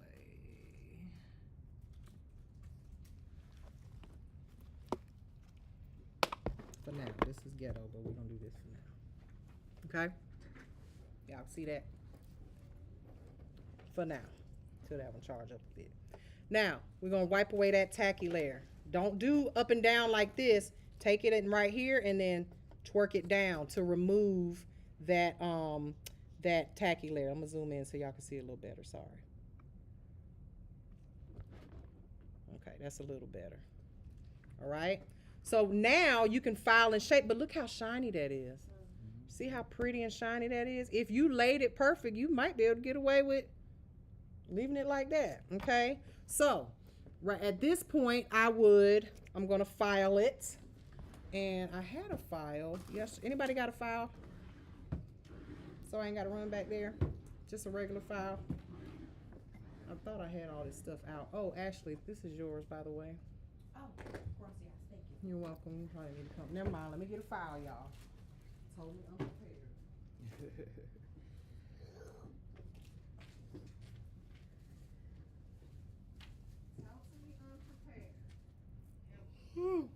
All right.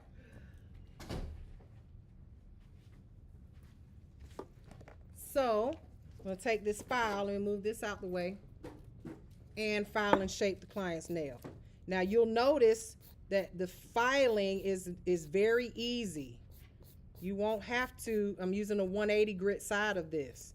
If I use the 100, it would file the product, probably file it straight off. But can y'all see how easy that is to file? Super easy to file, okay? And again, even if I file, so let's just say you wanted to put some acrylic on top of this, right? Because you just wanted to protect your nails. You would do this to what I've done right here, and then if you wanted to sculpt them or lay a tip on top of them or whatever, just glue it directly on there, and then when you get ready to remove the product, this hard gel is going to stay there, okay? So now I have filed it and shaped it, because you'll need to file it and shape it. Even though it looks perfect, you're still going to want to file it and shape it, make sure it's uniform all the way across the board. You broke this down to nothing. You don't have no nail, honey. No free edge, honey. None of them. Charge you extra money, honey. Make me work hard. Okay, so now that's all filed, shaped, overlaid, buff it, cleanse it, and then top coat it. Okay, get the dust off. That might be easier than the what's the name? Oh, it's so easy. Yeah. It's so easy. Okay, now I'm gonna top coat it. Okay, this is the top coat. Let me put my light back up here. This top coat is a 60-second cure in a LED, 2 minutes in a UV. So how many minutes do I put it in here? In this lamp? 60 seconds, because it is LED/UV. All right, so that is your gel overlay with a hard gel. Now, you can absolutely do you can absolutely do this with builder gel, with a soft gel, okay? Being that this is a hard gel, I wouldn't necessarily do this on a natural nail because it would be too hard, it wouldn't be flexible. Right now it's okay because her nail's really short, but if it was longer, a little longer, that tip would not be able to bend, and then it would probably chip and break, okay? So you would want to do this with a soft gel that's soak-offable on an overlay, okay? But for demonstration purposes, I want y'all to be able to see that. Now, the next thing I want to show you guys is polygel. If you have never used polygel, you're going to love it, okay? I'm going to use this colored polygel, but I've got some other polygels that you guys can try, my clear, and then you guys can use this if you want to try it, okay? So, give that 60 seconds. Now, here's a little tip for you guys. If you have ever had your gel polish, the top coat, bring it on out. This is what y'all do. You take it out of the light immediately, and the client goes, ooh, if when they touch it, and then they get the oils all on it, and your top coat goes dull. This is a plastic, remember? So a plastic, when it's warm, what happens is plastic when it's warm, what does it do? Or what can you do to it? What happens when you put your good Tupperware? My mom used to whoop my behind when I put my Tupperware, put my Tupperware in the dishwasher, that hot water, and then you pull it out and the top don't fit no more because it was warm and hot, and then it changed shape. So the same thing happens with your top coat. It is a plastic, remember? So it's warm or warming, polymerizing. Don't touch it for a few seconds. Let it cool down. Do not put your oil on immediately after you take it out of the light, because now it's going to go dull. Okay? So give it a second to cool down. Tell your client, explain this to your client so that listen, you teach them something, they're going to, next time they go to somebody else and be like, no, I mean, the reason, well, that's what my clients call, I went to this other girl, she put the oil on. As soon as she took it out of the light, I knew she was doing something wrong. Yeah, they didn't learn something. They didn't learn something, okay? And they'll stop going to those places unless they have to, okay? So give it a chance to cool down. So now this is very shiny, high shine, very shiny and scratch resistant and stain proof, okay? My top coat anyway, all right? So with polygel, we're gonna do a polygel application, and I'm going to use this brush, even though it really doesn't matter what you use with polygel. You can actually apply polygel with an orange wood stick, okay? Now, I would do the same thing, push back the cuticles, push them back, do all that good stuff. What would I do next? Nope, before that, buff and etch the nail, cleanse it, dehydrate, prime, base gel. So let's put our base gel down. I just want this to be easy to remove because it will be easy to remove if I don't do all that prep. Okay, do my base gel. And the reason we want to do a base gel is because it's a natural nail. 30 seconds, okay? Now I'm using this potted gel, okay? Because I'm using a potted gel, it'd probably be easier for me to get it out with this orange wood stick. That's why you want a stiff, you usually we use like a spatula, right, to get it out. I probably don't need that much. It's a little much. That's a lot, yeah. Yeah, we ain't even going there with dual form. I don't know why people waste their time doing them. Okay, so that's 30 seconds in there. Now what we need is a slip solution. Where's my period? What is slip solution? When you buy these products, they sell you like a slip solution. Slip solution is just something wet. Okay? You could use acetone, alcohol, you can use water, you can use spit, you could use Hennessy, you could use whatever you got within reach. Ashley like, I got Hennessy. I'm just joking. Use alcohol, okay? That's all it is. The rubbing kind. Just use alcohol, okay? How about that? Bloop, bloop. He said, why I'm yelling? Because I got a big ass room of people. I just blocked them. Get out of here. How about that? I should have muted them and then let them listen to me yell. Yeah, that's a lot. I didn't need that much. But see, you really don't need that much. But I'm going to just put, because what? I'm going to show you how you can. And you said This is polygel. All right. Put that right there. So I've laid, and when I do polygel, I will put a blob on each one of these, all 4 of these nails right here. And then work each one, because it's only going to go where I put it, okay? So now I've got this alcohol over here. I know y'all can't see it, it's off camera. But I got this alcohol over here, and I'm going to put me a little lint-free wipe just so I can kind of dab it up, because you don't want it too wet. It'll be too wet, and it'll be running everywhere, okay? So now I'm going to take, with polygel, it's like you're literally like, anybody ever iced a cake? It's literally almost like that. It's a little thicker, like fondant, I guess you could say. But we're going to push it into, and I'm using this color that you can see, okay? Push it. We're not brushing, if you notice. We're not brushing at all. We're just pushing and pressing, okay? And I'm going to have a lot left over here. I'm going to just pull it off. Watch me. Now, once I get it smooth,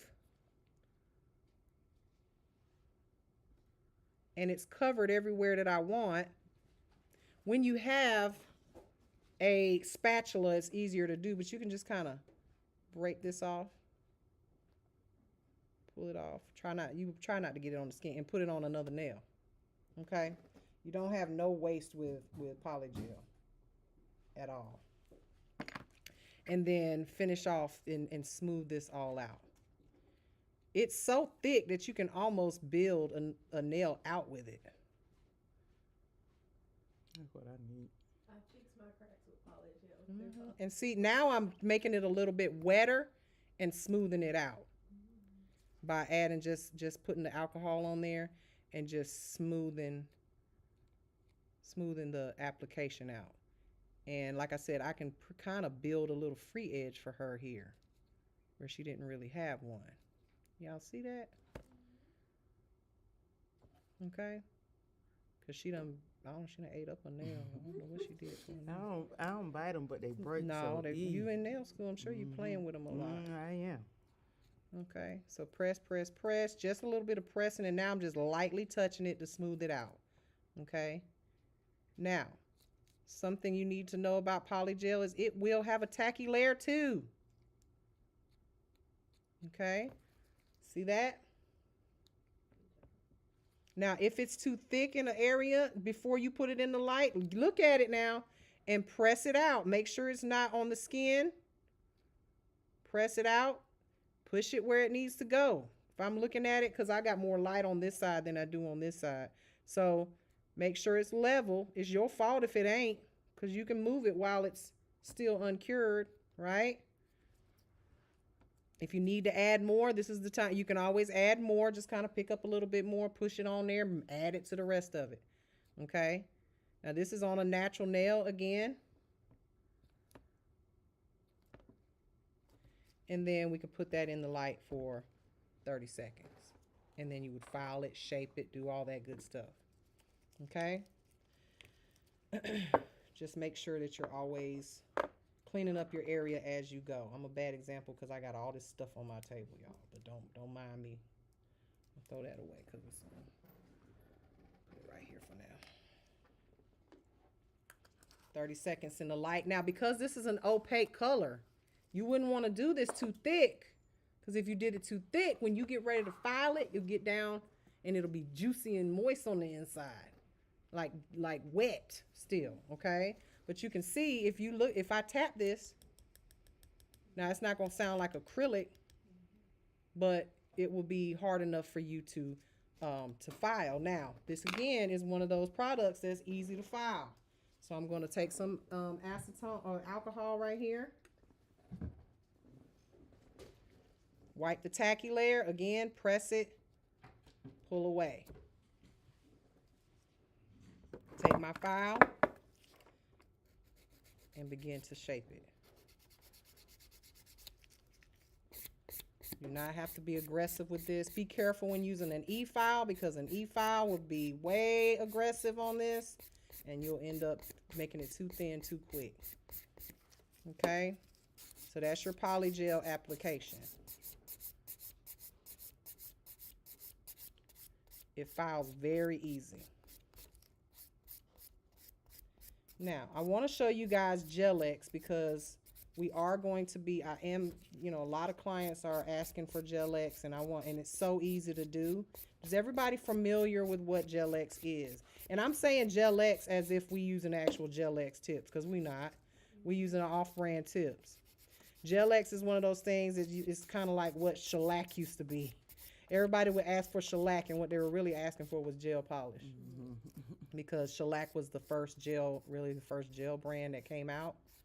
And so whenever someone asked for shellac, they were actually asking for gel polish. So now when people ask for Gel-X, they don't know really what they're asking for, other than they want the little press-ons, right? Just like S&S. Like S&S, absolutely. Same thing. All right, so now that we're done with that, cleanse it off, and then you can top coat it, and it's just an overlay of the gel. Okay? All right, so Gel-X. I'm just going to grab one of these almond ones. Yes, it's more it's more flexible. You can also, just put it in there for a second, because it may need 60 seconds. I didn't read that instruction. Now, this is an off-brand Gel-X. Okay, this is a short stiletto. I'm going to apply this to her nail. All right, so the key to doing Gel-X and to doing it quickly is to go ahead and size all of the client's fingers before you start pressing them on. Okay, size them all, lay them out in front of the client so that you can apply them quickly. If you are going to be doing the client all the time, they like the same shape, because these are not designed to be filled in, y'all. I know that y'all think they are, and a lot of people are doing that. That really defeats the purpose of a Gel-X tip. First of all, this is just a plastic tip. After 2 weeks of wearing it, it starts to change shape and wear down, and then you got to do too much work. Soak that thing off. It's just a plastic tip and soft gel. Soak it off and put a new set on. Or sell your client the soak off kit. Let them soak it off, and then they'll realize why they need you to do it. Okay? So, size all the client's fingers first. So I'm just going in here, and what I would do, and I'm really nervous about letting y'all play with these, because I have a feeling they're going to be on the floor. We're going to be looking for them. What are we looking for when we're sizing the tip? Sidewall to sidewall. Now, here's the thing. here's the thing. Not everybody's finger, when I say this, the cuticle part is rounded like this. Some people's cuticle area is square. And y'all be trying to force this to fit. You can't, it's like a puzzle piece. You can't make it fit. So stop trying to shove this all the way to the back. Pull it up some. Just a little bit, like about a 1 week fill-in line, meaning don't try to make it fit all the way back. So here's a little tip for you. If I'm seeing this correctly, because my eyesight, like I said, I don't know where my glasses at. If I'm seeing this correctly, it fits sidewall to sidewall. But you got to remember, you got to put gel under there. So make sure you have enough space. So I'm going to just go up one more size just to see. Just to see. Make sure you got one. No, that's too big. Let's stick with my first one, which is a 3. Okay. Now, one of the mistakes y'all make is you just directly put this on here with the adhesive. You're going to do the same prep. Push back the cuticle, buff the nail, cleanse the nail, dehydrate the nail, prime the nail. Then we're going to add a slip layer. Do this, y'all. The reason why your Gel-X pop off is because you have air bubbles, okay? Put a slip layer down on the nail, okay? Now, before you do that, you'll want to see how these have a little etched area, okay? That's what you, if you don't have that little etched area right there, you would take like a bit, a round bit, that's what y'all can use them little round bits or them football bits for, and etch the inside of it. Or Gel-X sells what they call etching solution in a bottle. You know what it is? Acetone. Acetone. Take you some acetone on a little brush, maybe something like, something like the, not this necessarily, but a little gel brush or something, and just rub the inside till it gets rough like this, okay? Because it will melt the inside of the tip. But we don't really have to do that with this one. Now, when you apply this, this is where you guys have all these issues. You apply it and you didn't etch the top of the Gel-X tip or the full coverage tip. What I mean by that is when I put this on, if I can take my finger, remember when we did our blending tips with blending? Mm-hmm.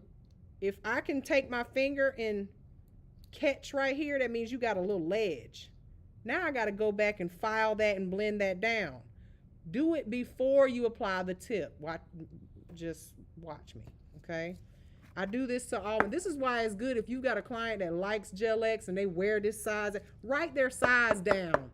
Do this before they get there. Matter of fact, when they leave, go ahead and pull out 2 sets of it, put another set in a little Ziploc bag. Hell, do all of this stuff so that next time they come, it's already ready. This should take you 30 minutes to do it, period, with a gel polish and everything. Okay, not minus the soak off. But these, back before they were called Gel-X, I called them express sets. Do it, get your nails done on your lunch break. Okay, $60, 30 minutes. All right, take your file and etch around the area of the contact where the sidewalls and the cuticle is going to go. What I mean by that is thin it out. Take your tip, see what I'm doing here? And I'm doing like a little U shape. And I'm just thinning it down. And this only takes a few seconds with each one. You don't have to do it majorly, okay? But now when I apply this to her finger, there's not going to be a hump right there when I apply it to the nail, okay? And it will be easier for me to blend it and take me less time, okay? Now, if you are one of those people that, you just want to have a flush to the cuticle and all that, are you not going to polish it? Are you not going to you could lay some base back there. You could even put some of the Gel-X glue back there. Cleanse it off and then file it and shape it with your e-file or whatever. But what a lot of y'all are doing, and I saw this question on here yesterday, they were like, well, what do you do with the spillage that's touching the cuticle? Well, you shouldn't be touching the cuticle. Don't get that close to it. And when you're applying it, you're laying it down and then pushing it back, and that's why you got spillage. What you're going to do is you're going to apply it where you want to put it, and then, hold on, you're going to lay it at the cuticle and then press down. Okay? If you push back, then you get flooding. Okay? So watch this. And anybody who wants to come up here and stand around, you're welcome to do that so you don't have to watch on the TV. Okay? So this is, don't everybody jump up at once. Much better view, I promise you. Okay? So remember I said I'm going to put a slip layer. You're not in my way. No, I don't. Oh, in my video. Girl, they can't see. Okay. So, come on. Come on closer. They can't see y'all. They see y'all little booties now. Come on, hips. No, them hips. Okay. So again, I didn't do all the product, laying all the dehydrator and all that stuff, just because I want this to be easy to take off. Now, I'm going to put a slip because Gel-X does not tell you to use a base. Could you use a base? Yeah, why not? You could, but because they don't call for it, then you don't necessarily have to. Just think of this. This is an adhesive. Okay, it's an adhesive gel. It's not a builder gel. It's not any of that, okay? So what I'm going to do is, and again, this is an off-brand, I'm going to lay a slip layer. Thin, not thick, 'cause that's why y'all got spillage. Okay, where's my little flash lamp? Is it right there next to you? Yep, right here. So I love this little lamp because it's easy to flash cure it. All I got to do is just touch it right here. Okay, now this is the key. Turn it, don't put it like something like away from here, because then you're going to go up to it when you're ready. Turn it on, press it, and then bring it over here. Because if you have it directly over it and you're not ready for it to stick, it's going to stick and then you can't unstick it. Mm-hmm. I've seen people try to pull it off and then I'm like, what the fuck you going to do with it now? Now you got to start over again. Okay? All right. So I got my slip layer, and why I have that is because the gel is going to stick to the gel. If I have a dry layer, what if I don't have any gel, a little missing spot of gel on here, but I've got gel there, so it's going to meet, they're going to meet. Make sense? Okay. Oh, thank you. All right, so I've got a little slip layer there. Now, this is important. Remember, gel goes where gel is. Brush a thin layer of gel up to where you think the client's nail is going to meet. Don't be way up there, okay? Just brush a little, very thin, like polish. All the way to the sides, all the way up there. Because again, air bubbles is the reason why Gel-X lifts, okay? What y'all seniors doing? Just watching me? Okay, y'all got stuff to do. All right, and now I'm going to take my brush and I'm going to scrape. And I don't need a lot. Y'all see how much I put on there? Just a little scoopy scoop. Here's the key. Better less than more, because what I can do, and I'm going to show you an example of what I mean. If I go to press this on, right? And I go like this, and I see that the gel, because y'all see the gel? Y'all see it? Get it till it gets right there. Well, let's just say I press it, and you need the sidewalls to be straight. You need to be looking. What if I press it and it ain't enough? What I'm going to do is I'm going to do this. Scrape it off, and I'm going to add a little bit more. But that was just enough, okay? So, because I've already got a wet layer here, this is what I'm going to do. I'm turning it on. It's not hitting my client's finger yet. I'm going to take it right at the cuticle area. Press, press, press. Y'all see the gel? Y'all see the gel? Y'all see the gel? Stop. And then, and it will burn if you do it too close. This is flash curing it. Now, you want it to be straight, man. You'll know it's straight. If it's not on there straight, it's going to be crooked. You're going to take it off and do it again. Okay? So flash cured. Once it's flashed on there,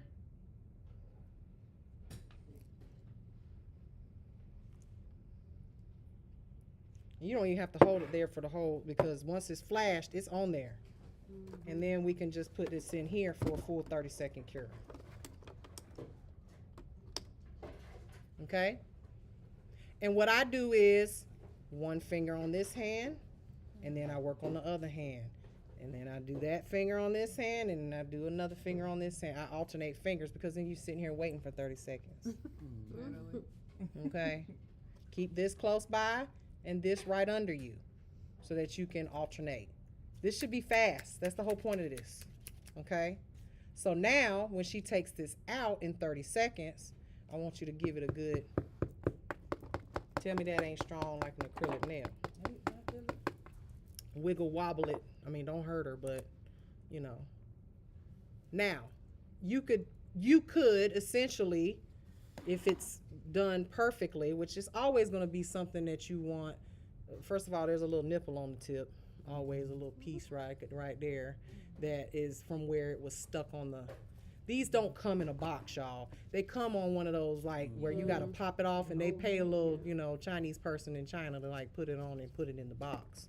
Okay, so it's always a little piece right there. So what I like to do, and you'll see there's absolutely no spillage on this nail. If you do it the way I showed you, press it down, there won't be spillage. There's only spillage because you put too much gel, or you shoved it backwards, or you just too much gel. Let's just be real, too much gel. Okay, and you didn't rock it forward, okay? So now what I would do is if I had any, now and you don't want a whole lot of gel under there either.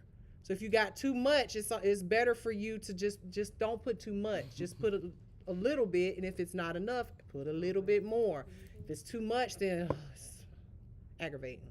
Because you can do what some nail techs, they'll press it on and put their thumb right there, and then they turn it over and then they smooth it out. I'm not doing all that. Just do less is more, and then add more if less ain't enough. Make sense? Mm-hmm. Okay. So now you can clean up your sidewalls, which this requires no filing. Not everybody is a candidate for this, because I'm the type of nasty nail tech that if you don't want this length, then you don't get Gel X.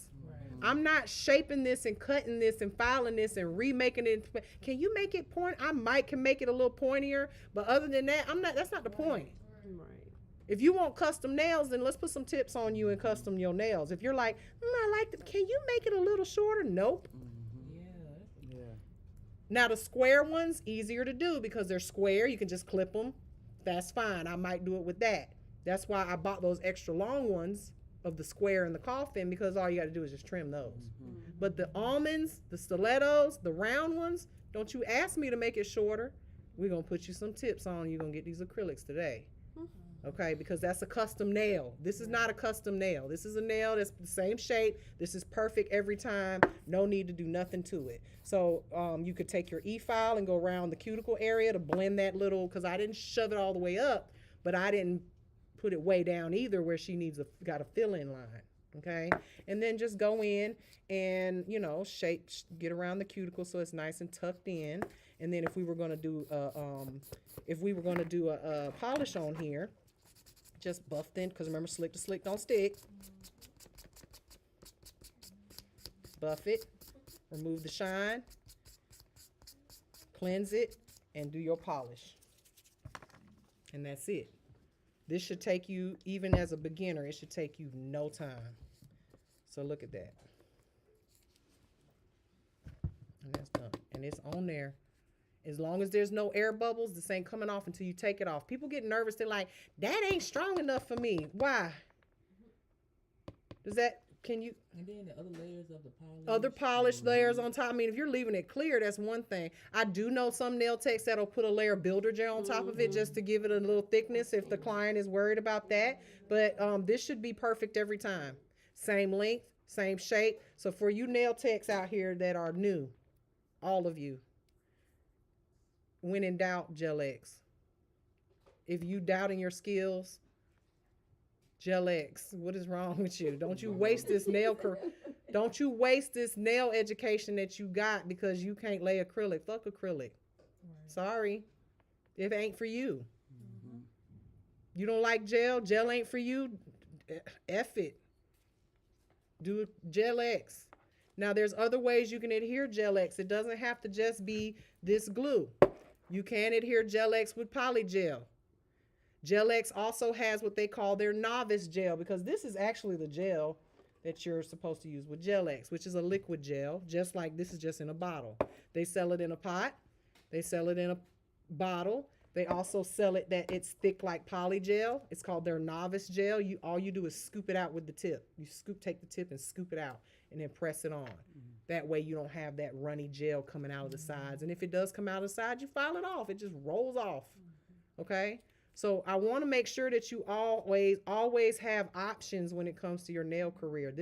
They making it so easy for y'all now. It's like people are seeking out people like me because they just feel like it's too easy. These girls out here ain't doing no work. Right. I'm not paying $60 for Gel-X. Well, you do it then. Right. Well, they be like, just a press on. No, it ain't. It's way more to it. Way more to it than just a press on. Now, is it easy? Yes, but can everybody do it? Some of them heifers can't even put their own eyeshadow on, or, eyelashes or mascara. Talking about Gel-X is easy. Okay, so keep that in mind, and I want to see y'all try it today, whether it's on somebody like Blessed. She got 9 extra nails over here. Well, she got one over there still hanging on. Okay, but y'all try to do one of these. We've got all these over here. Okay, all these brushes and all that. I don't know if those are new or not. They should be new.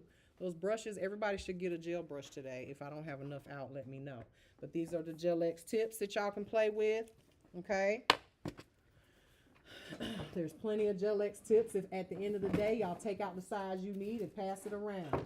Those are all Gel-X tips. Put on gloves, ladies. Okay. And with that being said, YouTube, if you are on there, thank y'all for joining us. We are out. YouTube, bye.